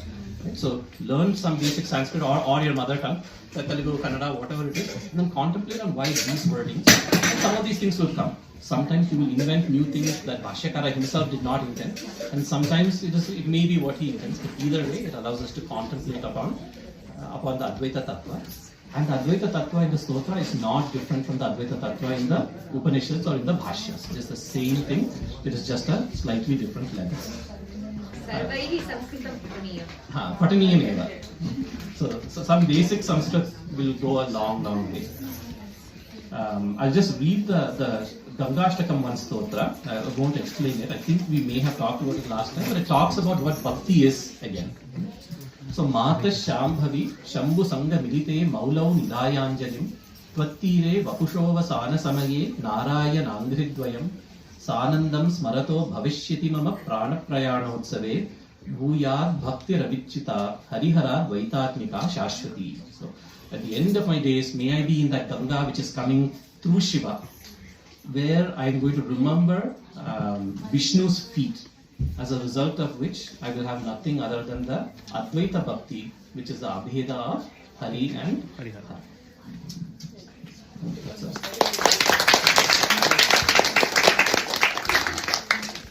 Thank you so much, Adit Mama. So, we now arrive at what is perhaps one of the most beautiful intersections in all of Vedanta. Topic 4, Kena Upaniṣad, and its specialty in Advaita and the Śākta Sampradaya. The Kena Upaniṣad holds a unique place among the Upanishads. It begins with one of the most stunning questions ever posed. Kene shitam patati preshitam mana. Propelled by who does the mind go for? But what makes this Upanishad truly extraordinary is where it takes us. Through the famous Yaksha episode, where the Devas, intoxicated with pride after victory, are humbled one by one. Agni cannot burn a blade of grass. Vayu cannot lift it. We are led to a profound revelation. It is Brahman alone that is the source of all power. And then comes the moment that sets this Upanishad apart from all others. Umā Haimavatī appears. She is Vidya herself, the very embodiment of knowledge. And it is she who reveals the truth of Brahman to Indra. This is the sacred meeting point of Advaita Vedanta and the Śākta Sampradaya, where Devi is not separate from Brahman, but is Brahman's own self-revelation. To guide us through this, we have special Jugalbandi format. Eashwar and Eashwar and Jayantī-ji together will unfold this magnificent teaching. Thank you. Sorry, what is the Jugalbandi? Jugalbandis. You'll hear it now. So, Jugalbandi, this Upanishad, this discussion is around Kena Upanishad. So, Anna is a Samavedi. Yeah, Kena Upanishad is Samavedanta Upanishad. Talavarka Brahmana. Yeah. So, Anna will chant the mantras that we have selected for this satsanga, and I will be the commentator for that discussion. Of course, all commentators go back to the Bhagavan Bhashyakara, who is Ādi Śaṅkarācārya. Our Swanadhan Trimi cut copy paste. So this is from Talavakara Shaka, Samaveda. Although this will not be in a Gana format. This is all the Brahmanas usually in the prose format. So I just wanted to make sure that. Om Harihi Om Apyayantu Mamangani Vak Prana Chakshushrotamato Balamindriyani Cha Sarvani Sarvam Brahmopanishadam Maham Brahma Nirakuryam Mama Brahma Nirakarot Anirakaranamastu Anirakaranam Mestu Tadatmani Nirateya Upanishatsu Dharmas Temayi Santu Temayi Santu Om Shanti Shanti Shanti. So Anna just read the Shanti Pata of this particular Upanishad. The beauty of Shanti mantras in general in the Upanishad in the Sampradaya is that they take into account where we are today in our life. Upanishad may be preaching very, very lofty ideals, but for us to gain access to those lofty ideals, the first thing is we should grow from where we are, right? So this mantra is actually praying for may my limbs and faculties be nourished, and may my vak, prana, chakshu, srotram, balam, all of them be put into order. After this, what happens is the Upanishad actually does something very, very beautiful. It says, Maham Brahma Nirakuryam. May I not deny Brahma. What does this mean? It means, may there be no ashraddha in me. See, whenever we listen to something, any lofty ideal, if people meet us at where we are, we tend to agree with them. If they are a little bit below us, we'll criticize them. If they are above us, they'll say, "Romba intellectual, too intellectual." We'll say something like that, we'll deny them. Yeah. But here it says, no, I should not have ashraddha in me. Shraddha as a padam itself, Bhagavad Pada defines Shastrasya Guru Vakyasya Satya Buddhya Avadaranam. That is Shastra, Guru, and in co-linear with that, our understanding that ripens, and our acceptance, I know this to be true. And the bhava mulla varudilya, ropala vasthundi kada, adi shraddha anamata. So he says, Maham Brahma Nirakuram. Then it says, Mama Brahma Nirakurod, may Brahman not reject me. Abdina enna vinayam varlo. It does not like, I have shraddha, sir. I have read all the Shastras, and it doesn't work like that.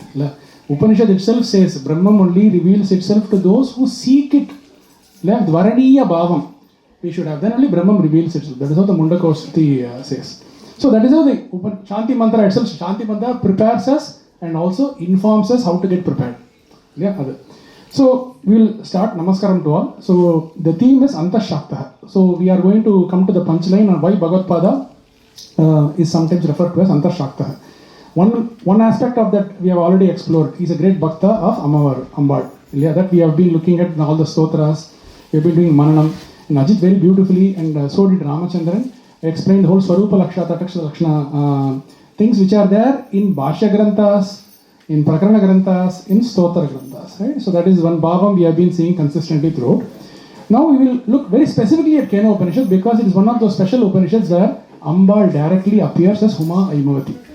So it's a very Sireesha. If you look at the 10 Upanishads, there is no real manifestation, explicit manifestation of all the Saguna Swarupams that we do Aradhana or Upasana for. But in Kena Upanishad, Suspashtanga, Ammavar Avirbhāvam and Kanpisti. So Ambal is appearing there. So to start, in what is Upanishad?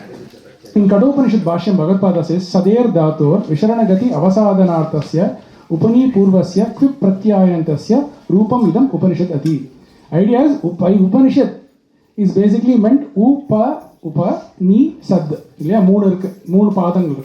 The word Sad, which is the later part, Swami describes this as Visarana Gati Avasadhana. The idea is Upanishad is Brahma Vidya, in the proximity of which Ajnana Avasadhanam takes place. The loosening of the grip of ignorance takes place.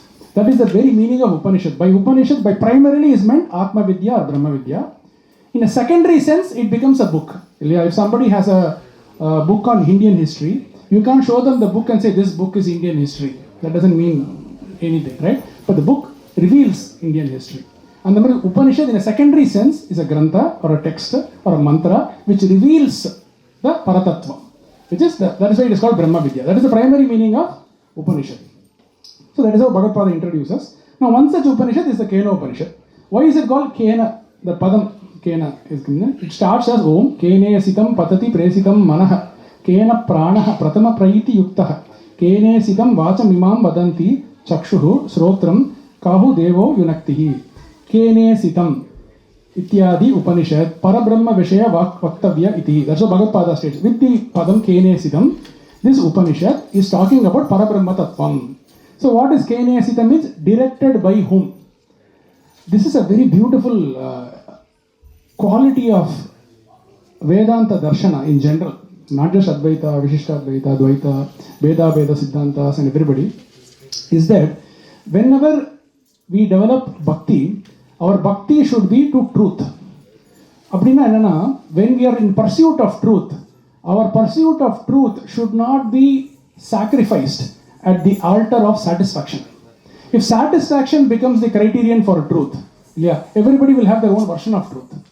When non-contradictability, adhaadu Trikala Abhaditvam, endha kalathilum there should be no bada, there is no breaking for this. That alone is the test of truth.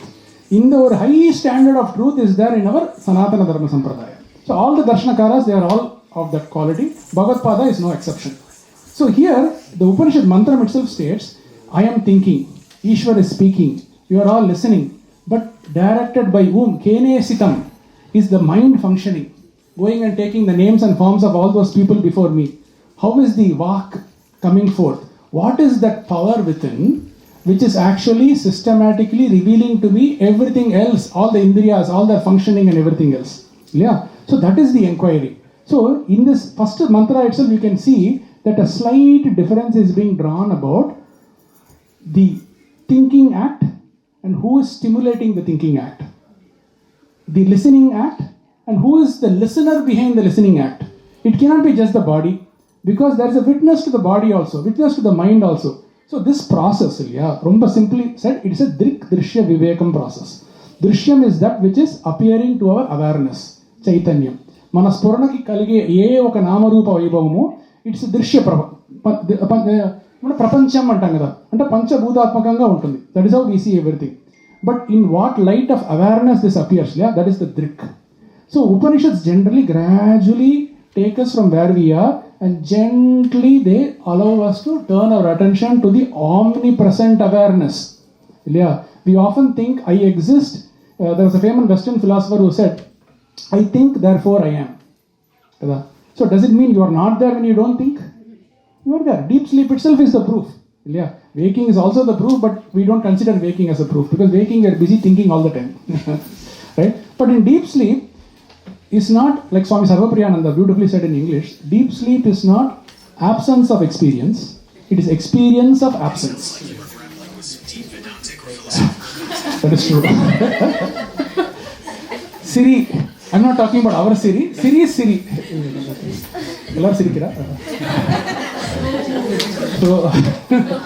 So by whom? Directed. Kena Presitam.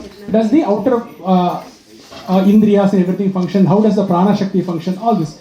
So systematically in Kena Upanishad, in the first two chapters, this Drik Drishya Viveka is taught to us through a series of mantras. And one of the most beautiful mantras in the second chapter is Pratibodha Vititam Matam Amrtatvam Hi Vindate. It says in every act of cognition, Bodham Pratividitam, the awareness is only being revealed. We are using the light of awareness to see the objects, but we are not paying any attention to the light of awareness itself. Just like you come into the room, you see the objects, you don't pay any attention to the space. But when you see into the room, you look at the objects, but you don't pay attention to the light, which is the first thing you see before you see the objects. And Ātma-svarūpam, which is Brahmatma-svarūpam, the Chaitanya Padartham, we don't pay any attention to it. So systematically, the Shruti teaches us. So first two chapters are pure teaching. But like any teaching that happens, typically in the third chapter or fourth chapter, Shruti Mata has great karunya manas, and she turns this teaching in the form of a story. So it is this story, this Akhyana, that we will briefly talk about. So Devatas and Asuras had a big battle. At the end of the battle, Devatas were victorious, and they were all happily sitting in one particular location and enjoying, let's say, in this mari or chair like ukkandandruka. Then Indra is there, Vayu, Agni and Itara Devatas are all standing there. Then suddenly an Yaksha appears outside.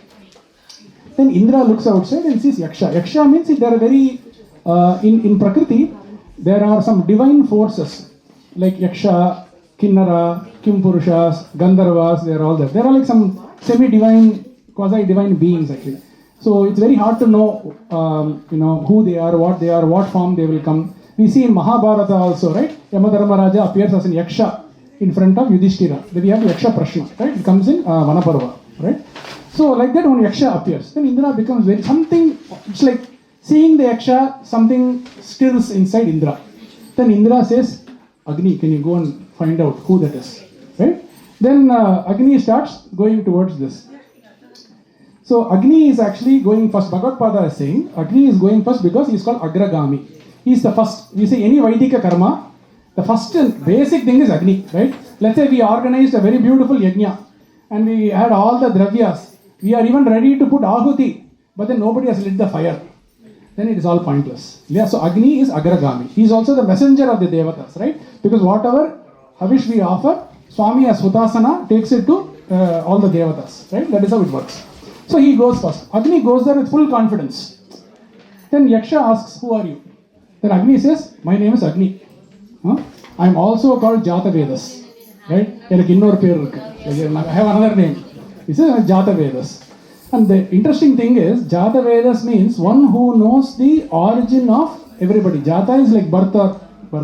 Vedas is to know. So one who knows the origin of everything. See the irony. He is feeling proud and he is calling himself Jata Vedas. He is going to meet the Yaksha, but he doesn't know who the Yaksha is. So the pair itself is not being upheld in the process. Yeah, and this is the thing about pride. You know where pride really falls flat? In a place where we should never show it. Yeah, that is when pride gets fully exposed. Otherwise, we are never even we won't even be aware of how proud we are. Yeah, and the flip nadakaracha we will realize, oh, we should be very careful. But inge Agni goes there and says Jata Vedas. And then Swami says, then what is your Viseshana? What is your speciality? Then he says, oh, my speciality is I can burn Yam idam prithiviyam sarvam daheyam. I can burn everything in this prithvi. Everything, he says. Oh, apdiya. Then he takes a trinam, like a pull darba, grass, and he puts it there and says, can you burn this? And Swami says it as, Etat trinamatram mama agadaha draha. In my presence, burn this, he says. Then he blazes forth. But nothing happens. The trinam is just like it was. Maravel, it ardramave, it is still wet, it's very happy. Then Agni is shocked. So this itself tells us one thing, is that normally we consider ourselves Bhakta. Yeah? So we often say, Ellam Bhagavan Sayal, Anni Bhagavantare Chestunadu. We say many things. But the process, right, the Kartrutvam, doership, Bhoktrutvam, our enjoyership, and Raga Dvesham, likes and dislikes, these things don't vanish that easily from our hearts. Yeah. So while keeping Kartrutvam, Bhoktrutvam, Raga Dvesham, we often say Bhagavan is doing this, Bhagavan. It's not a bad thing. We say many things. It is one of the Mangalam things that we can say. So nothing wrong in it. But the important thing is that is actually true though. Unless Bhagavan wills, nothing will happen. Yeah. Or Eashwara Ichcha Leka Edi Jaragadannamata. Yeah. So that is the idea. So then Agni is disappointed. 5 minutes. And then Vayu. Okay, then he goes to, then Vayu comes. When Vayu comes, this is again very interesting. Why first Agni and then Vayu? See, if you look at all Vaidika Vangmayam, you will find that all Vaidika karma is between Agni and Vishnu. Right? So that's why we say Om Agna Vishnu Sajosha Sema Vardhantu Vangiraha. That's how Chamakam itself starts. But for this Vishnu Karyam to happen in the Lokam, what is that Kim Tad Vishnor Balam Ahuhu? Right? Vedam asks. And Vedam itself, Vatad Vishnor Balam Ahu. Vayu is the Balam of Vishnu. What does it mean? It means when Bhagavan Vishnu wants to do his Karyam, Vayu becomes the instrument, Nimitta Matram, for getting the work done. Yeah, that is why we see in Śrīmad Ramayana also, when Bhagavan Vishnu came as Sri Ramachandra, so Vishnu Karyam or Rama Karyam was done by Swami Hanuman, like Vayuputra, right? That Bhavam is there. But here Vayu is going there thinking he is the doer. So that is the irony of this particular instance. So then they go there, he stands there, then he says, what is your power? He says, my name is Vayu. Then he says, you must have another name, Matareshva. Matarishva means Matari Shvayati iti Matarishva. One who pervades and roams in the space is Matarishva. That is my name. He says, oh, what is your thing? I am very Balavan. I can do anything, I lift anything, blow things off the surface of the earth. He says, take this darba, blow it. Then he tries all his best. Then he goes back and he says to Indra, he says, etad ashakam vijñātam yat etam yaksham. I am not able to know who this yaksha or what this yaksha is. I'm sorry. Then Indra says, see, if these people, they are all thinking they are all swamis in their own right, Indra is their swami. Yeah. So if they all thought they were like Eashwara, Indra is their Parameshwara from their standpoint. But Indra goes. But when Indra goes there, that very moment, Bhagavan vanishes. Then Yaksha who came there, the Yaksha vanishes. And Indra is shocked. So Bhagavad Pada, he says, why is that? Indrasya Indratva Abhimana is there. I am Indra, that Abhimana is there, right? So unless that Abhimana is removed, the person cannot develop the Adhikaritvam for Jnana Shravana.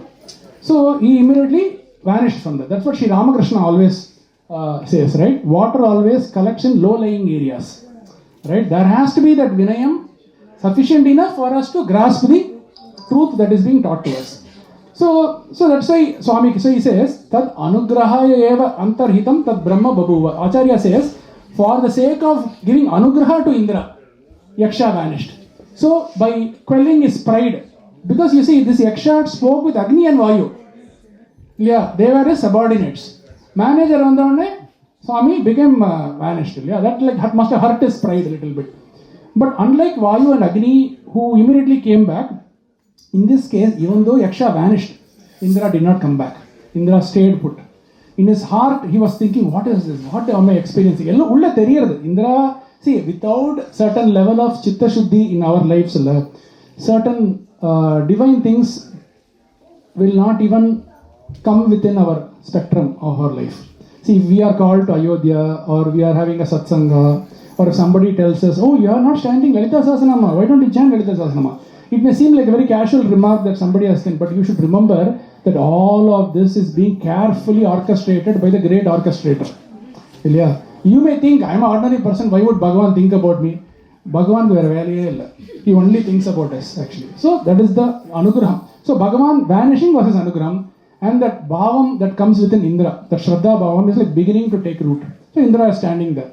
Then suddenly, in that same space, Striyam Ajagama Bahushobhamanam Umā Haimavatī. So in that moment, suddenly appeared the place where Yaksha was standing, the same place Umā Haimavatī appeared. That is what Upanishad reveals. So Bahushobhamanam.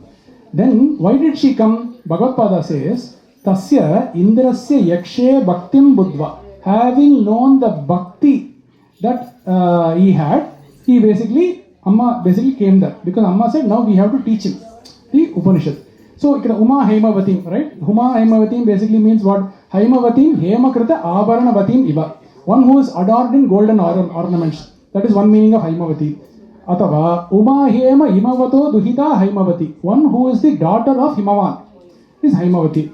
Then Bhagavad Pada says further, Nityam eva sarvajnena Eashwarena sahavartate. She who is always inseparable with Bhagavan Eashwara, she is Haimavati under Bhagavati Parvati and Chaptunarayana. Then he says, Rudra Patni Umā Haimavatī eva Shobhamanaya Vidya. And she is Rudra Patni, she is Umā Haimavatī, she is appearing radiant because she is Vidya herself. And Para and Apara Vidya, all Vidya put together is Ambad, Ammavar. And she has appeared here. So that is the thing. And Bhagavad Pada doesn't stop there. He makes one more statement which is very beautiful.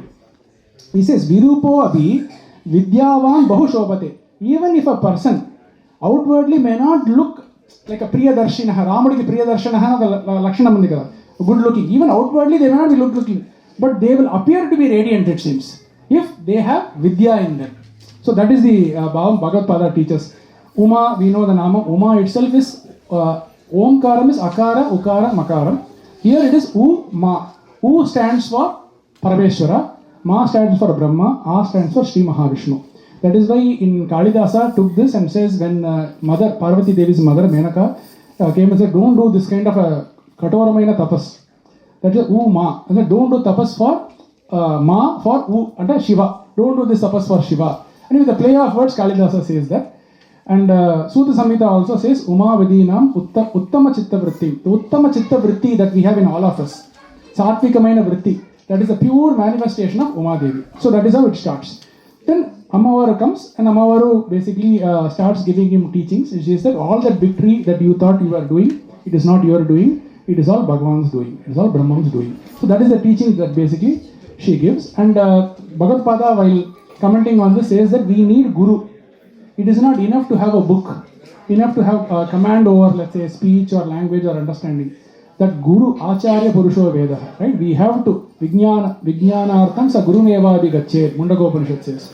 So we have to go to Guru who is a Shrotriya Brahmanishta, and from them we have to do Sravana Manana Vidyasana, then only the Jnanam becomes firmly lodged in us, right? So that is why Ammavaru has come as Brahma Vidya Swarupini. Just like she came for Sanakadi Samaradhya Siva Jnana Pradayini. This is her work, right? So now I will pause here. I will ask Rinki-ji to chant the 12 mantras. The entire Upanishad is very short only, about 30 plus mantras only. The third chapter, in fact, is the longest chapter, 100 mantra.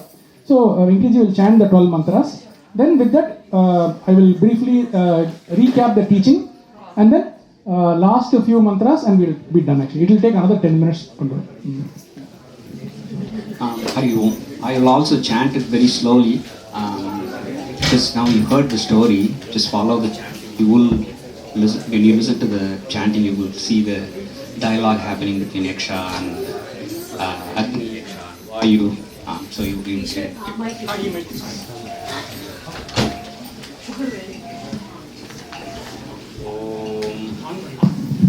Om Brahma Devebhyo Vijigye Tasya Brahmano Vijaye Deva Amahiyanta Ta Aikshanta Asmakamevayam Vijayah Asmakamevayam Mahimeti Tadvaisham Vijagnyau Tebhyoha Praturbhabhuva Tanna Vyajana Takimidam Yakshamiti Te Agnimabruvan Jatavedaha. So you see that this is what he was talking about. Te Agnimabruvan Jatavedaha Etad Vijanihi Kime Tadyakshamiti Tatheti Tadabhyadravat Tadabhyavadat Kositi Agnirva Ahamasmi Yabravit Jatavedo va Ahamasmiti Tasmin Tvayi Kim Viryamiti. So now he is talking about his balam. Tasmin Tvayi Kim Viryamiti Abhidam Sarvam Daheyam Yaditam Prithivya-miti Tasmai Trinam Nidadau Yetad Daheti Tadupapreyaya Sarvajavena Tanna Shashaka Daddhum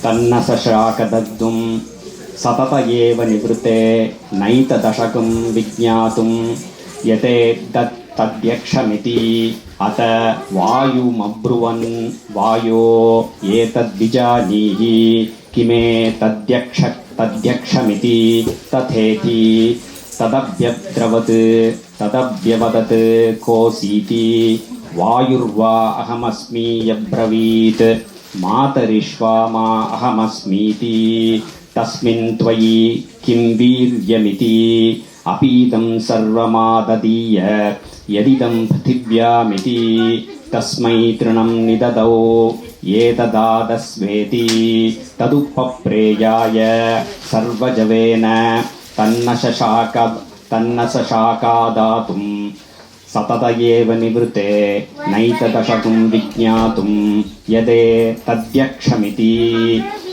Atendra Mabruvan Magavan Yetad Vijanihi Kime Tadyakshamiti Tatheti Tadabhyadravat Tasmat Tirodhade Tatasmin Nevakashe Triyama Jagama Bahushobhamana Umā Haimavatī Tam Hovacha Kime Tadyakshamiti Om. So that is the end of the third chapter. So, that is the end of the third chapter. That is when Umā Haimavatī, Ammavaru has come. So basically, in the fourth chapter, Ammavaru gives the teaching. So in essence, what the teaching is, I am going to speak it in very, very simple language. First thing is, Eashwara, God alone is the doer. Okay, not I. That is the idea. So the power that is there, which is Brahman, which is Shakti, everything is Amma, Ichcha Shakti, Kriya Shakti, Jnana Shakti, Swarupani. Right? Whenever we take that Nama, we have to remember that whatever Ichcha, Kriya, Jnana comes, it all stems from Ammavaru Sankalpam only. So that Bhavam we should internalize. That is the first teaching, right? That is one thing. Then the second important teaching that Ammavaru says is that Brahma Jnanam is very different than other types of Jnanam. In every other Jnanam, there is a subject-object relationship. Yeah, there is something that you know, there is a Jnata, and there is the process, which is what we normally call culmination is Jnana. But here it is not very, very different. Here Brahman cannot be objectified. It's not something apart from the person who seeks to know Brahman. Yes, Sakshat, Aparokshat, Brahma. The Paroksha means indirect. Pratyaksha means seeing through Indriyams. Aparoksha means not indirect. Means that which you know as your own Aham Spurti. That itself is indication of Brahma. So that is the second important teaching. And when saying this, Amma also says that the recognition. Right, see, we all have experience of Brahman even now. Because there is no hearing, there is no seeing, there is no talking. None of this is possible. That is what the Upanishad established. Without the Chaitanya Spurti in you, right? But we don't pay attention to the Chaitanya Spurti. We pay attention to the objects revealed by the Chaitanya Spurti. Right, that is how it is. So which means we tend to see things as object, in teluskoli, నాకు ఇది తెలీదు, ఇది తెలుసును, ఇలానే ఉండిపోతుంది మన వ్యవహారం. కానీ we don't understand that adhisthana, because of which all of this Purana is even possible, right? So Brahma Jnanam is not like any other Laukika Jnanam. So in some sense, Brahma Jnanam is like Atma Jnanam, Laukika Jnanam is like Anatma Jnanam. That is how the distinction is. So what do we do with Shraddha, with Upasana, with Bhakti, when we evolve in life? Through Parameshwara's Anugraham, when the Upadesham comes to us, that Upadesham allows us to recognize Brahman as our own Kevala Anubhavananda Swarupam, as pure experience in the form of our own Ātma-svarūpam. That recognition, Pratyabhijñā, actually takes place because of the Guru Upadesham. So for that, Drishtantam, it says, it is like recognized like a flash of lightning. Tatillada Samarachihi Shat Chakropari Samsthita. That is like a lightning. Lata means it's like a creeper. Yeah. Tatillada means lightning is described as it's like a creeper of light. The lightning. So like a flash, you recognize Ammavaru. So that is the bhavam with which Bhagavad Pada also gives the Bhāṣyam, and Upanishad also gives that mantra. Then finally it says that one important thing in this whole story that is very, very obvious part of the story is lack of humility. That becomes a very, very big problem. Humility is not trying to act humble. Humility is actually knowing things as they truly are. Yadartha Katananda, humility. Yeah. If somebody comes and says, Eashwar, is this a chair now? That is not how it works actually, right? Chair na chair da, right? But that doesn't come that easily, right? So we see many shlokas like Vidya, Vinaya, Sampanne, Brahmane, Gavihastini, Shuni, Chaiva, Sobhakecha, Pandita, Samadarshinaha. Pandita, Samadarshinaha, their Lakshana, it's Yatartha. They see everything as they truly see. Aduna humility or Lakshana. These are the three teachings Ammavaru says, which also means we should be very, very alert. Spiritual, all of spiritual life. Yeah, even worldly life, but spiritual life is there and only one word. Alertness. Yeah. That is why Sanat Kumara or Sanat Sujata says in Mahabharata, Pramado vai mrityuhu. Like negligence is death. Because if we lose alertness, we identify with the things. We get embroiled in Kartrutvam, Bhoktrutvam, Ragadvesham, which is very hard to get rid of. But because of that, Punarabhijananam, Punarabhimananam, and it goes on like that. So way for us is very beautifully, like Ajit pointed out, that stepwise process to break the cause-effect chain. First for us is do karma with Eashwara Arpana Buddhi and Eashwara Prasada Buddhi. With this, we get Chitta Shuddhi. With that Chitta Shuddhi, by Bhagavad Anugraham, Satsangam and everywhere, Shraddha Abhirāmi takes place. That Shraddha Abhirāmi, right? Shraddhavan Labate Jnana. Jnana Deva Kaivalya. So that is the process. That is that. So I will, at this point, I'll just say one thing. Why are we taking this Upanishad? Because Ammavaru is there. That is very obvious, right? But there is another reason also. Ammavaru's Karunyam we saw towards Indra. Because Swami vanished from there. left the job for Ammavaru, right? Same thing in Sutta Samhita also, we see Dakshinamurti Avirbhavam. The same story plays out in a different form. Sanakadi Samaradhya, Sivajnana Pradayini, Ammavaru does it. But what does Ādi Śaṅkara Bhagavatpada do? Ādi Śaṅkara Bhagavatpada also does the exact same thing. The Anta-Shaktaha also means that Karunyam in his heart. He is seeing us fallen into this deep pit of ignorance. Ajñānantar Gahana Patitan. Then how do you lift us? How do you protect us? Atma-vidyopadeshaihi tratum lokan.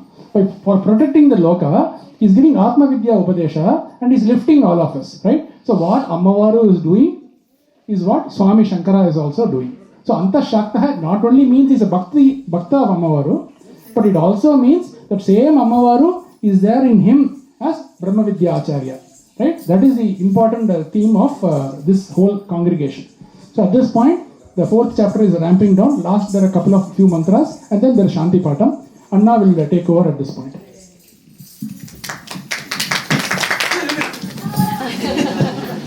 Thank you, Eashwarji.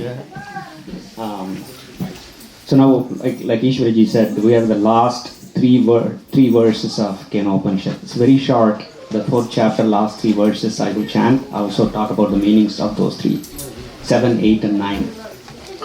Now, we're almost at the end. And I will chant this verse and then see what it says. Upanishadam bho bruhiti ukta ta Upanishad Brahmim vavata Upanishadam mabru methi. Basically, the student is asking, can you please teach me this Upanishad again? That's what it is. It's like Kimboho. I mean, it's like Vidi Ramayana get Chidaki Rama Chittapanana. The 4-year engineering course is almost over. Now he's saying, can we go back to the first year? I just didn't understand.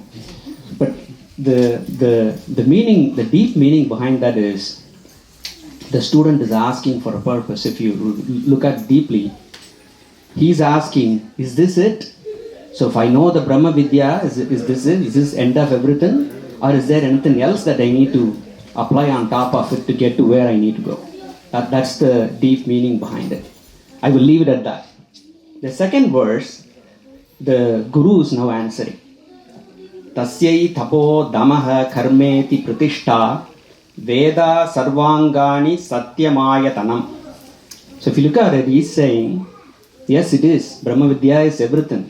But for you to have the Brahma Vidya, the Siddhikiradhan solluvom Tamil, like for you to attain that Brahma Vidya and retain it, you need to have tapo, damaha and karma. Those 3 are foundations for anybody to have the Brahma Vidya sit in that. That's what that verse says. The Guru is answering the disciple's question. Then the third verse, Yova etamevam veda apahatya papmanam anante. Just listen to the words. Yova etatmevam veda apahatya papmanam anante swarge loke jeye pratiteshtati iti. That's the last statement. So it is saying, so you can see the words like swarge loke jeye. So basically one who knows Brahma Vidya will attain swarga. Swarga, if you take the literal meaning of swarga, it's heaven.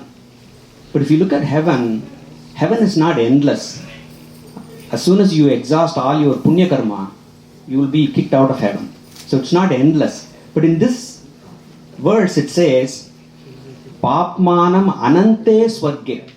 It talks about endless swarga. There is no endless swarga. Swarga is not endless. So the endless swarga here, what they mean by endless swarga is the Brahma Vidya itself, the Brahman itself. That's what it says. I will leave that and then Shanti Mantra. I will conclude this with Shanti Mantra.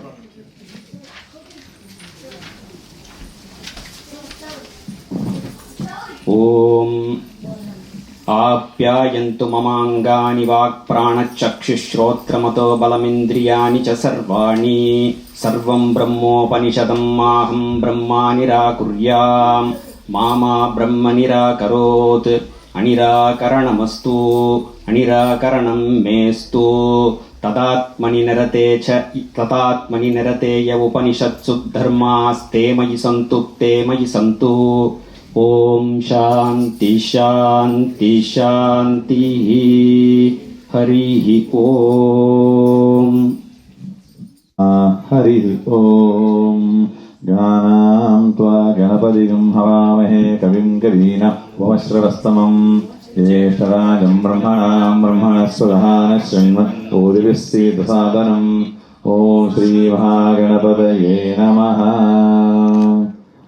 Om Agnimile Purohidam Yajnasya Deva Mrityujam Hotaram Ratnasatamam. Hari Om. Hari Om.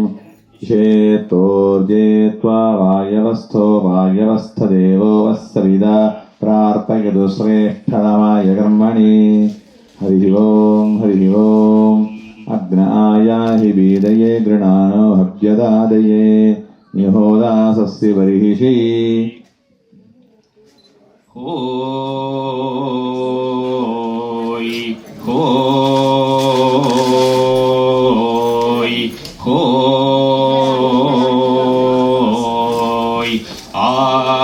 Apragad Bhadrayuvatihi.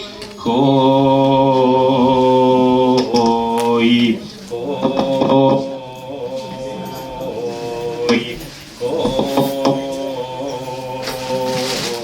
hoi. Ahnaketun samir sati. Hoi, hoi, hoi. Abhut Bhadra Niveshani. Hoi, hoi, hoi. Vishvasya Jagato Ratri. Hoi, hoi, hoi. Va havuva i. Hari Om. Hari Om. Shanno Devi Ravishtayaво Bhavantu Vidaye Shanyo Ravisravandunaha. Hari Om. We do Bhrigu from Taittiriya Upanishad. Om Sahana Vavadu Sahano Bhunaktu Saha Viryam Karavavahi Tejasvinavadhidamastu ma vidvishavahi. Om Shanti Shanti Shanti.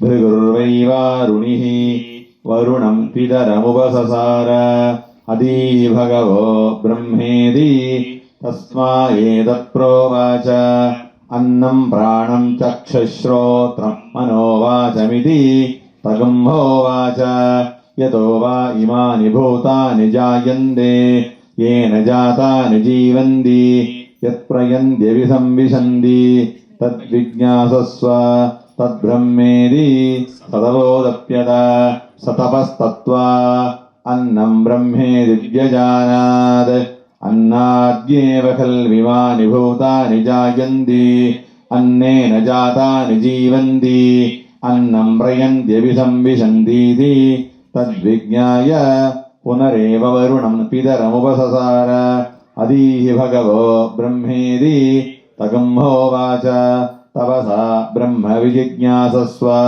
तपो ब्रह्मेति सतपोतप्यतां सतपस्तत्वा प्राणो ब्रह्मेति व्यजानात् प्राणाद्येव खल्विमानि भूतानि जायन्ति प्राणेन जातानि जीवन्ति प्राणं प्रयन्त्यभिसंविशन्तीति तद्विज्ञाय पुनरेव वरुणं पितरमुपससार अधीहि भगवो ब्रह्मेति तगम्होवाच तपसा ब्रह्म विजिज्ञासस्व तपो ब्रह्मेति सतपोतप्यतां सतपस्तत्वा मनो ब्रह्मेति व्यजानात् मनसो ह्येव खल्विमानि भूतानि जायन्ते मनसा जातानि जीवन्ति मनः प्रयन्त्यभिसंविशन्तीति तद्विज्ञाय पुनरेव वरुणं पितरमुपससार अधीहि भगवो ब्रह्मेति तगुम्होवाच तपसा ब्रह्म विजिज्ञासस्व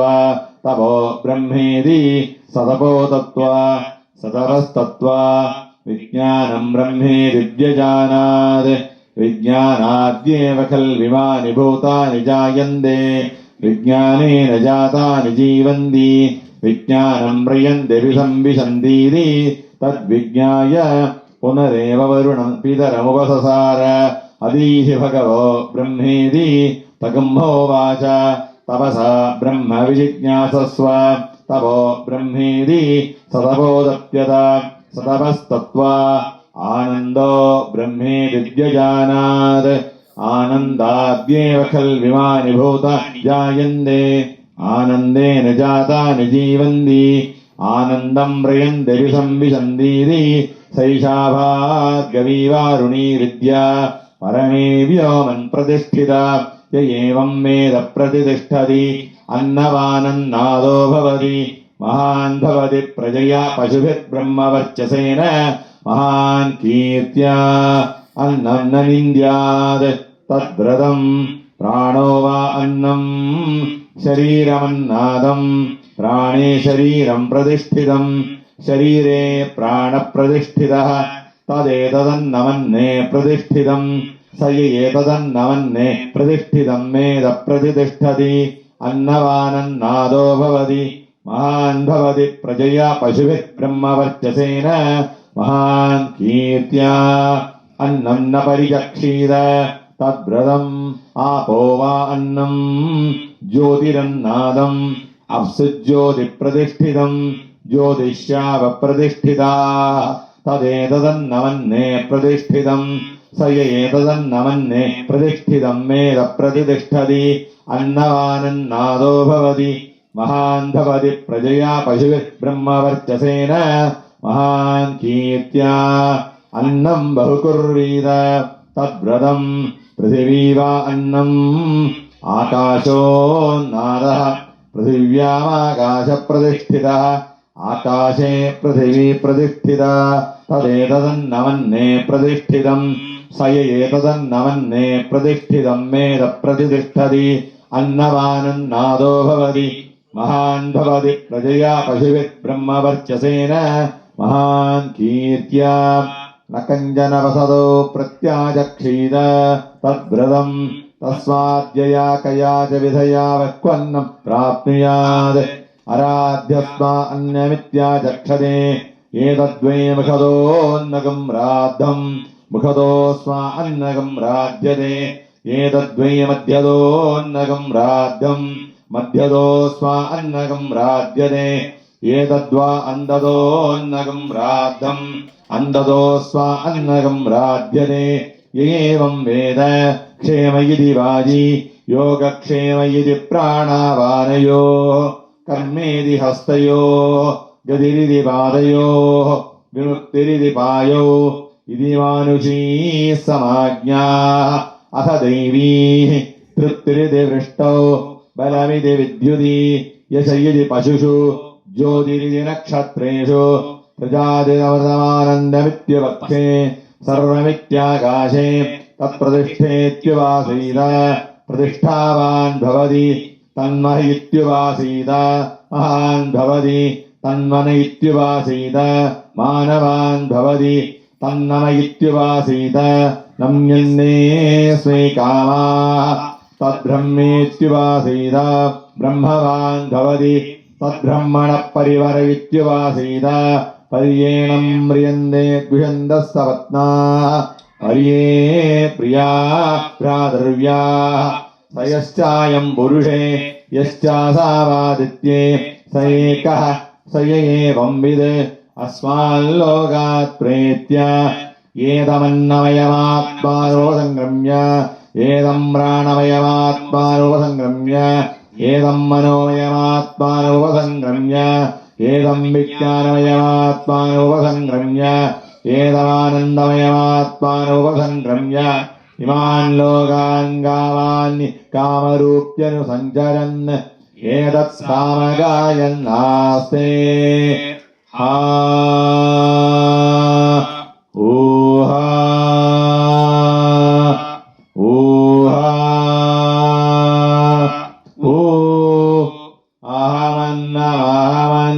अहमन्नो अहमन्नादो उहमन्नादो उहमन्नादः आहग् श्लोककृदहग् श्लोककृदहग् श्लोककृद् अहमस्मि प्रथमजारदास्य पूर्वं देवेभ्यो अमृतस्य न भायि यो मा ददाति स देव वाह अहमन्नमन्नमदन्दमामि अहं विश्वं भुवनमभ्यभवान् सुवर्णज्योतिः य एवं वेद इत्युपनिषद् सहनाववतु सहनौ भुनक्तु सह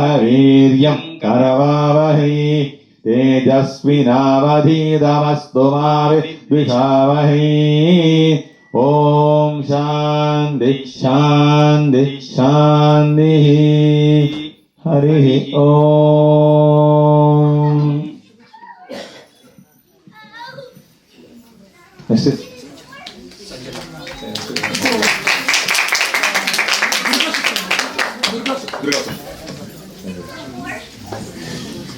ॐ जातवेदसे पुनवामसो ममराति यतो निदहादिवेदः सनः परिषदति दुर्गाणि विश्वानावेव सन्तु दुरितात्यग्निः तामग्निवर्णां तपसा ज्वलन्तीं वैरोचनीं कर्मफले जुष्टाम् दुर्गां देवीं शरणमहं प्रपद्ये सुतरसितरसे नमः अग्ने त्वं पारय नव्यो अस्मान् स्वस्तिभिरति दुर्गाणि विश्वा पूष्यपृथ्वी बहुलानपूर्वी भवातोकायतनया यशंयोः विश्वानि नो दुर्गः जातवेद सिन्धुं ननावा दुरितादिवर्षि अग्ने अत्रिवन्मनसा गृणानो स्वाकं बोध्यविद तनूना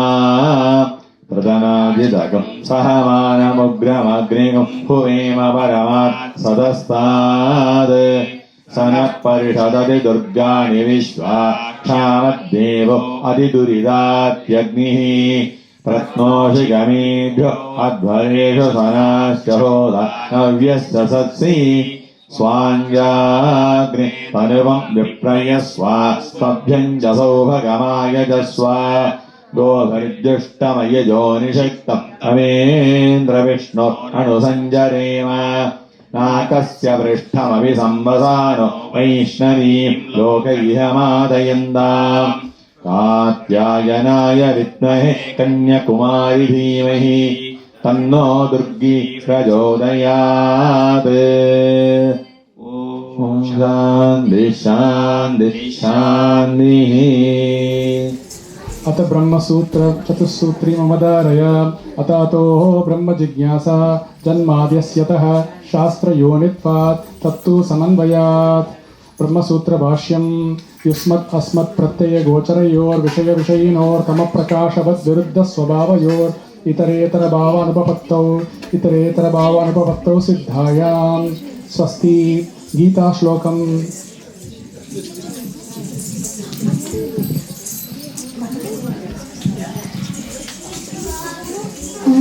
श्री परमात्मने नमः।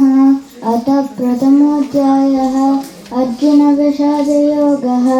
धृतराष्ट्रोवाच धर्मक्षेत्रे कुरुक्षेत्रे समवेतायुयुत्सवः मामकाः पाण्डवाश्चैव किं कुर्वत सञ्जय कर्मण्येवाधिकारस्ते मा फलेषु कदाचन मा कर्मफलहेतुर्भुर्मा ते सङ्गोऽस्त्वकर्मणि अनन्याश्चिन्तयन्तो मा हे जना पर्युपासते तेषां नित्याभियुक्तानां योगक्षेममहाम्यहम् सर्वधर्मान् परित्यज्य मामेकं शरणं व्रज अहं त्वा सर्वपापेभ्यो मोक्षयिष्यामि मा शुचः यत्र योगेश्वरः कृष्णो यत्र पार्थो धनुर्धरः तत्र श्रीविजयो भूतुर्ध्रुवाणी धर्मधर्मम.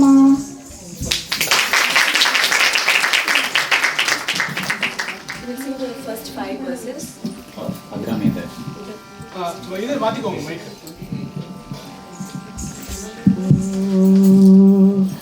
தாரமர் கொன்றையும் செண்பகமாலையும் சாத்தும் தில்லை பூரதம் பாகத்து உமை மைந்தனே உலகேழும் பெற்ற சீர் அபிராமி அந்தாதி எப்போதும் என் சிந்தையுள்ளே காரமர்மேனி கணபதியே நிற்க கட்டுரையே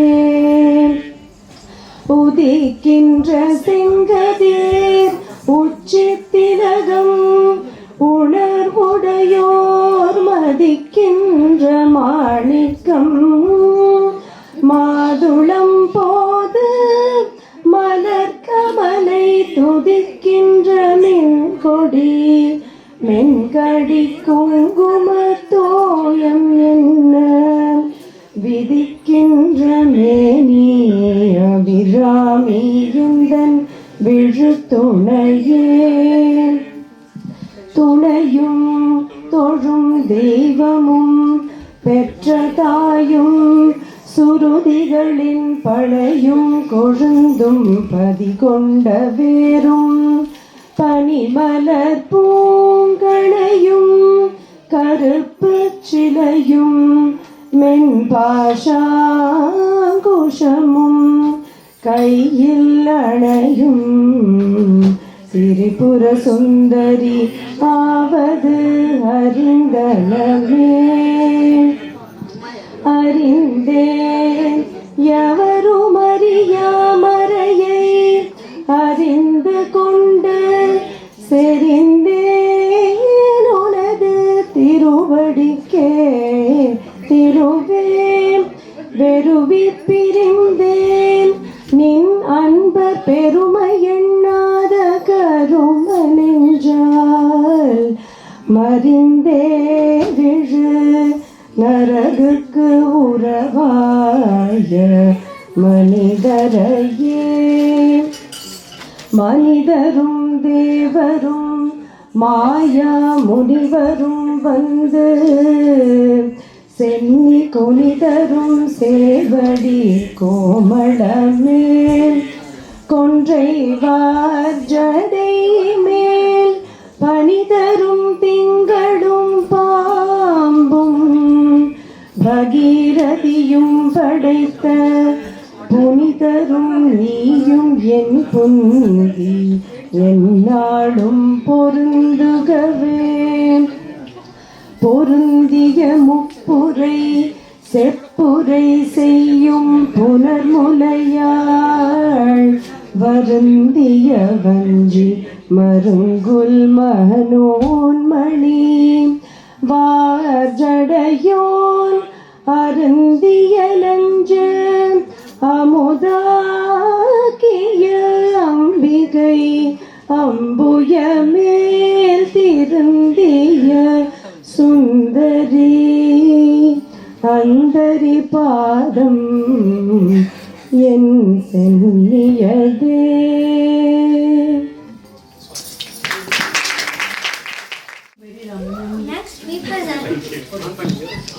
Next we present Kāmakṣī Kāmakoti Pīta Vasini, a composition of Śrī Muthuswami Dikṣitar in the raga Sumudyati, identical to Simhendra Madhyamam set to Rupakatara. This kriti is a direct stuti to Ambal Kāmakṣī of Kanchi, the very Moolam Naya Pīta established by Śrī Ādi Śaṅkarācārya and carried forward by Śrī Sureesha. In that sense, it is not merely devotional, but deeply aligned with the Advaita Sampradaya and its living tradition. Śrī Dikṣitar weaves in several Lalita Sahasranāma references. Kāmakṣī Samrajya Dayani Narayani Katyayini, and the idea of Kama Kalarupini. The phrase Nadu Bindu Kalaswarupini places the Devi squarely within the Śrī Vidya framework, pointing to her as the very source of creation and consciousness. Thus, the Kriti presents Kāmakṣī both as the presiding deity of Kanchi and as the supreme non-dual principle. Our Meenakshi will now present this composition on Kāmakṣī.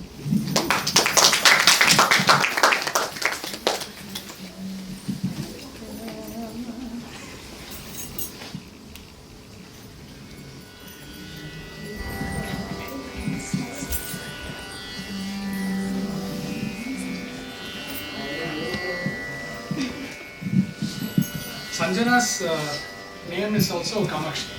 So Kāmakṣī is introducing Meenakshi, who's going to sing about Kāmakṣī. That's a nice one.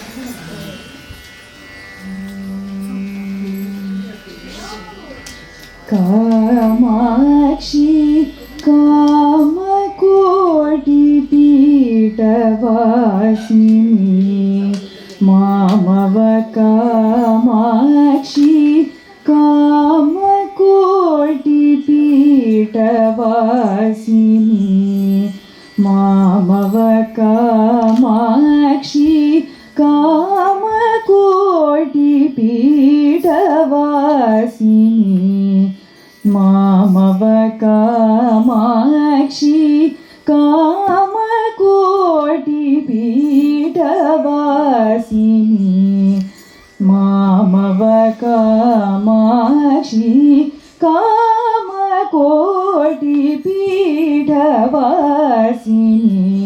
Māmava Kāmakṣī Kāmakoti Pīṭavāsini Māmava Kāmakṣī Kāmakoti Pīṭavāsini Māmava Kāmakṣī Kāmakoti Pīṭavāsini Māmava Kāmakṣī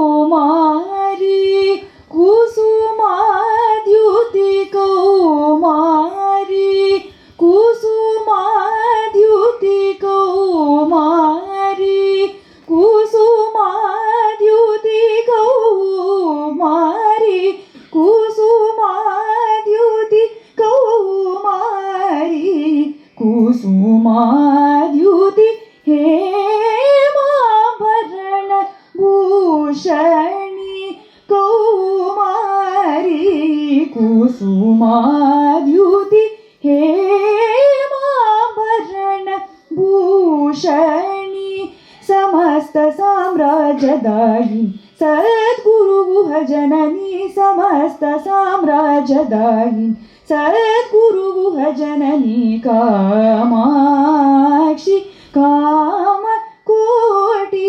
Pīṭavāsini Māmava Kāmakṣī Kamalesha Sodari Kamalakṣī Narayani Kamalesha Sodari Kamalakṣī Narayani Kamalesha Sodari Kamalakṣī Narayani Kamalesha Sodari Kamalakṣī Narayani Nada Bindu Kana Swarupini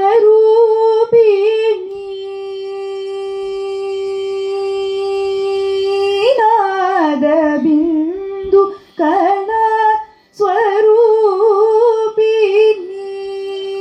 Nada Bindu Kana Swarupini Katyayani Nada Bindu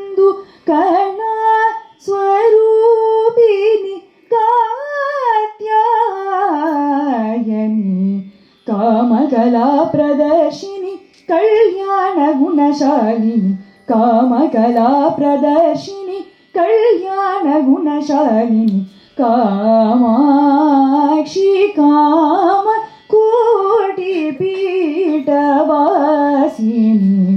ಮಾಮವ Kamakshi ಕಾಮ ಕೋಟಿ ಪೀಠವಾಸಿನಿ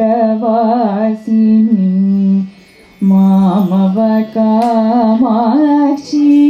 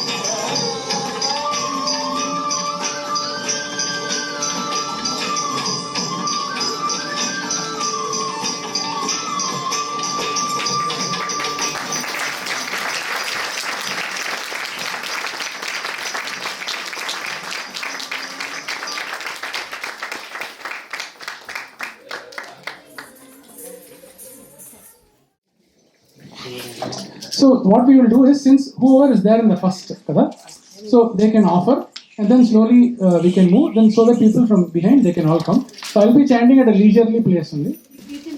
Okay. Om Satbhavaya Namaha. Om Sankhya Gunojvalaya Namaha. Om Anaghaya Namaha. Om Sarahridayaya Namaha. Om Sudhiye Namaha. Om Sarasvatapradaya Namaha. Om Satyatmane Namaha. Om Punyashilaya Namaha. Om Sankhya Yoga Visakshanaya Namaha. Om Taporajaye Namaha. Om Mahatejase Namaha. Om Gunatraya Vibhaga Vide Namaha. Om Kalighanaya Namaha. Om Kalagarbhajnaya Namaha. Om Tamo Guna Nivarakaya Namaha. Om Bhagavate Namaha. Om Bharati Kshetre Namaha. Om Sharadhāvamanditaya Namaha. Om Dharma Dharma Vibhagajnaya Namaha. Om Lakshya Deva Pradashakaya Namaha. Om Nala Bindu Kala Vijnaya Namaha. Om Yogi Padma Bhaskaraya Namaha. Om Atindriya Jnana-nidaye Namaha. Om Nitya Nitya Vivekavate Namaha. Om Chidanandaya Namaha. Om Chinnamatmane Namaha. Om Parakaya Praveshakrute Namaha. Om Amanushacharitya Namaha. Om Shemadayine Namaha. Om Chamagaraya Namaha. Om Bhavyaya Namaha. Om Madhyapradaya Namaha. Om Bhuri Mahimne Namaha. Om Vishwaranjakaya Namaha. Om Swaprakashaya Namaha. Om Satadharaya Namaha. Om Vishwabandave Namaha. Om Shubhodayaya Namaha. Om Visharagitaye Namaha. Om Vahishaya Namaha. Om Sarvalokahitot-suraya Namaha. Om Kailasa-yatra Samprapta-chandramauli Prabhujakaya Namaha. Om Kanchyam Śrī Shakrajakya-yantrasthanamana-dīkshataya Namaha. Om Śrī Shakratmakata-dikadodhidhambavanaya Namaha. Om Śrī Brahma-sūtropanishad Bhāṣyam Namaha. Om Chaturdik-chaturāmnāya Pratishthātre Namaha. Om Mahāmataye Namaha. Om Dvisapta-vimochetre Namaha. Om Sarvadik-vijaya-pravave Namaha. Om Kāśāya-vasamopetāya Namaha. Om Vasmo-dhūlika-vigrahāya Namaha. Om Jnānātmakaikadhanātyāya Namaha. Om Kamandalula-satkarāya Namaha. Om Guru-bhūmandalācāryāya Namaha. Om Bhagavat-pāda-samyakāya Namaha. Om Vyasa-sandarshana-tīkāya Namaha. Om Rishya-shringa-pureshwarāya Namaha. Om Saundarya Laharī Bhakti-vidāyakāya Namaha. Om Chatushashti-kalā-vijñāya Namaha. Om Brahma-rakṣasa-mokṣadāya Namaha. Om Śrīmad-svayam-pūjya-samnudāya Namaha. Om Totaka-acārya-sampūjyāya Namaha. Om Padma-pādāścitāṅgāya Namaha. Om Hastāmalaka-yogīndra-brahma-jñāna-pradāyakāya Namaha. Om Sureeshwarakhya-sashishya sannyāsa āśramadāyakāya Namaha. Om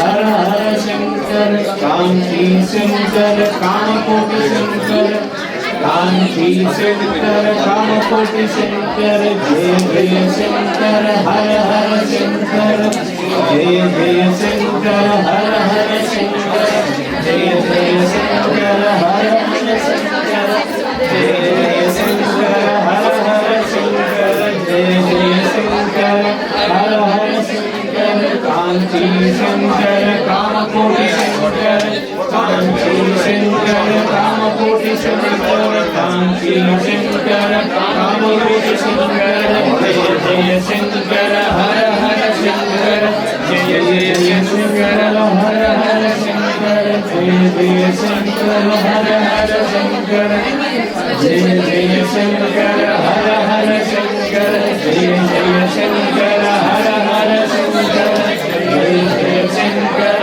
हर हर शंकर कांची शंकर कामकोटि शंकर कांची शंकर कामकोटि शंकर जय जय शंकर हर हर शंकर जय जय शंकर हर हर शंकर जय जय शंकर हर हर Shankar Please stand, Protagast next.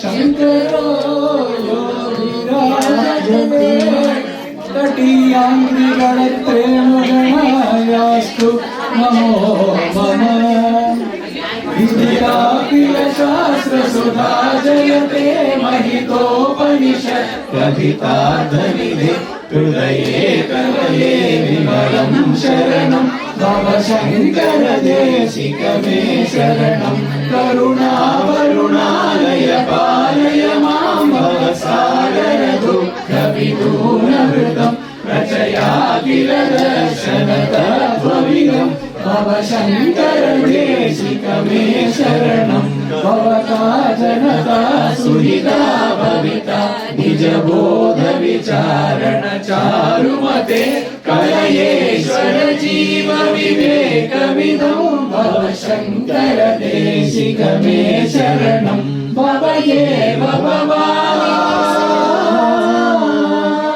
Bhavaye Bhavavamiti Me Nitaram Samajayata Chetasi Chaudukita Mama Varenya Moha Mahajaladim Bhava Shankara Desikame Sharanam Sukrute Vikrute Bahuda Bhavato Abhirasamadashana Lalasata Abhirinamimam Paripalayamam Bhava Shankara Desikame Sharanam Jagati Bhavitum Kalita Kritayo Vicharanti Mahamahasashalata Ahimam Suivatra Vivasi Guru Bhava Shankara Desikame Sharanam Purgavate Kanate Samatamayataam Nahi Kopi Sudhi Sharanagata Vasalata Tvamide Bhava Shankara Desikame Sharanam Vidhitanamaya Vishadaika Kala Nacha Kinchana Kanchana Vasti Guru Gurudeva Videhi Kripam Sahajam Bhava Shankara Desikame Sharanam Bhava Shankara Desikame Sharanam Bhava Shankara Desikame Sharanam Om Hara Hara Namah Parvati Pataye Hara Hara Mahadeva Shivani Potri Nāṭa Puriya Potri Potri University of America. I retired last year and from Corp. I was in Google. I was working in Google before that. I was working in Microsoft. And my husband tells me, I have no idea how somebody who's retired can be as busy as you. That's how busy I am, taking so many courses, 5-6 courses. I'm learning a lot of Sanskritam. Sanskritena Sambhashanam Aduna Kartum Shaknomi.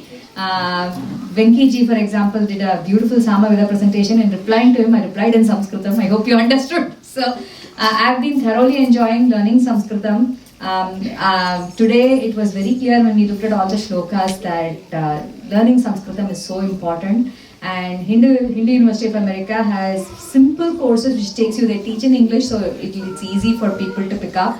Even young children can pick up. We actually had, I saw when I went last time, 8th standard student graduated with certificate program in Sanskrit. 8th standard, 9th standard student. So they help even young children, so young, learn the whole thing because they teach in that way that young kids can learn, right? So I would highly encourage everybody to try some course with Hindu University of America. Eashwar can share my number if you can send me a message, I can share a code for a partial scholarship on the tuition fees. There's one important course that I want to talk about, especially all the children here. I mean, even if you are 25-year-old, you're a children for me. Okay, my son is 25. Okay, so children here, there's an amazing course that is starting in June middle. It's just once a week for 1.5 hours. It's all you need to meet for 10 weeks. And it is called Growing Up with Gītā, right? It will give you to your life how Bhagavad Gītā is relevant on a day-to-day basis. It is taken by a person called Kalika Uttarkar, who is a PhD in Vedanta, and she actually has given this talk to college students about Upanishads, about Gītā, and they came back being very inquisitive about it and connected more with her. So my request to all of you, please take a look. I will share the information and he can share it on your satsang group. Please take a look. Take at least one class. Start with one class and message me. I can send you the code. Now some of you may be thinking, why is it not free? Because it's, we have to pay for scholarship in some sense, right? If we as Hindus, otherwise what will happen? The Western universities which are funding the scholarship will write Tarumara about us. I don't know how to say it. Tarumara is good enough. Yeah. Yes. Right? So we have to be. Telugu also same. Telugu also. Vachindi kada. So Telugulo, Tamillo, Sanskritamlo ఏమి భాషలో చెప్పాలంటే అడగాలంటే అడగండి నేను చెప్తాను. Okay?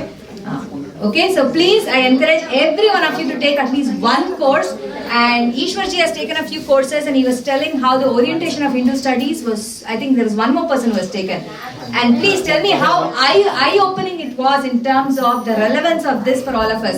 As we are here and our children are here in this country, we need that kind of understanding for our children to stay Hindu. Or being Hindu, how do they counter the attacks on it, or how do we counter the narrative that is facing us, right? So this is the kind of strong foundation that we need. Thank you so much.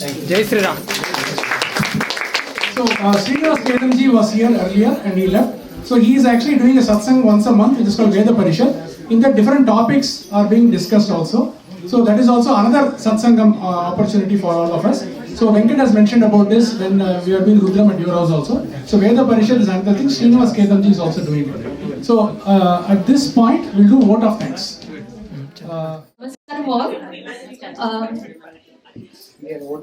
The Jagannatha has already fed the mind and heart so generously today, and now she has arranged one small step before lunch.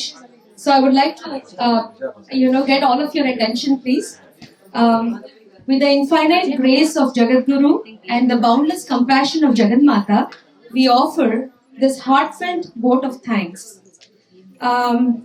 We would like to begin by contemplating on today and reflecting on today. It was not just an event, but it was a day of devotion and inner experience. In fact, it has been a darsanam. This year's theme, Śrī Shankara, Śākta, was not just an idea we discussed, but a truth we experienced. It revealed to us that while Bhagavad-pada stands as the unparalleled guru of Advaita, inwardly his heart was immersed in the worship of Jagannatha, teaching us that Jnana and Bhakti are not two separate paths, they are one seamless flow. We began our journey by chanting Śrīmad Lalitā Sahasranāmam, seeking Amavaru's blessings for a successful and blessed day. I'm trying to keep it, cut it down so we can all go for lunch quickly. So, and then we went on to reflect on the devotion of Pothukuchi, which humbles us. Bhava Shankara Desikame Saranam, This is our prayer every day. In surrendering to the Guru, we surrender to the very truth he revealed. Would you like to take one? Yeah. So to Acharya, first and always, whose simple presence is the reason any of his has a meaning, and in whose lineage we consider ourselves most fortunate to sit. So that's number one. And the second thing, next one is to Varenya, who opened the morning and held the thread of it throughout, and to Meenakshi, Anshu, Anaga, and Sanjana for comparing with such devotion and care.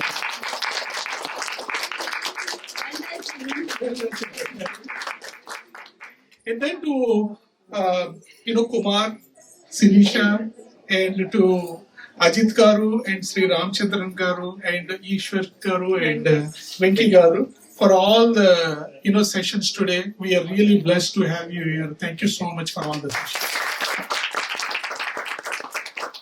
And to the Vidwans and Vidushis, your words today were not just talks. They were offerings born out of tapas and devotion. And what you shared came not just from the study, but your lived sadhana. Thank you so much. Thank you all. Yes. And then we have the Sevā itself. Yes. It's to Venkat, Venki Garu, and the Veda Kosha felt so vibrant. Thank you so much. The Stotra Seva by Anaga. And Abhirāmi Antāti Ātṭottaram Srimati Ramya Garu. And Meenakshi's beautiful rendition of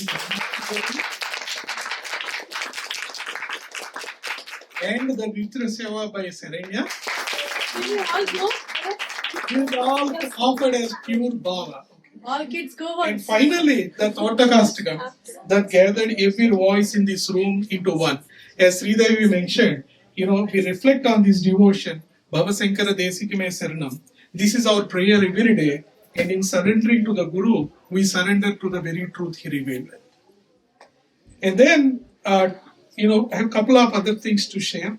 To the unseen hands, those who serve, quietly in the kitchen, at the entrance, and in every small detail, your devotion sanctified this entire space.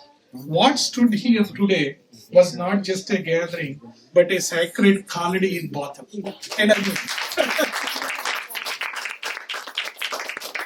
thank you, Madhuri Garu and Eashwar Garu. Thanking is a very small word for both of them. Absolutely. Opening the door for all of us, and we keep learning. And that's coming all from the satsangas of you members. Not just this year, every year, exactly, every year. And so thank you so much. And of course, to each one of you who came, who made time, who traveled, who sat with such patience and reverence through hours of contemplation, you are the very completeness of this celebration. Without you, this would not have been what it was. Thank you so much. Yeah, please. For all the garlands. Vote of thanks for the vote of thanks. Yes. We need it. And finally, we wish to say this from the deepest place in our hearts. For us to stand here and to be in your company, surrounded by such learning and such devotion, this itself feels like an immense blessing. We bow at the feet of Bhagavad and at the boundless karunyam of Jagannatha for making us instruments to offer these words. As we look ahead and in humility, and with what Eashwar said, right? Humility means acceptance of truth as it stands. And we pray that we may once again come together like next year with another sacred theme to reflect upon and to learn more and to really go through this devotion. And perhaps, this came from Eashwar Garu. By her grace, we may offer a skit as well in the next year. Until then, may her presence remain with all of us in our homes, in our hearts, and in our thoughts. Śrī Gurubhyo Namaha, Śrī Maitrīm Bhajata. Thank you. Thank you very much for Chandrakan Garu and Śrī Ādi Garu. Now with Maitrīm Bhajata, the program is done. Akhila Hridayatri Maitrīm Bhajata Akhila Hridayatri Ātma-svarūpa Parānavi Pasyata Ātma-svarūpa Parānavi Pasyata Yuddham Tyajata Spardham Tyajata Yuddham Tyajata Spardham Tyajata Tyajata Vareshwar Kramamakramanam Tyajata Vareshwar Kramamakramanam Maitrīm Bhajata Akhila Hridayatri Maitrīm Bhajata Akhila Hridayatri Janani Prithvi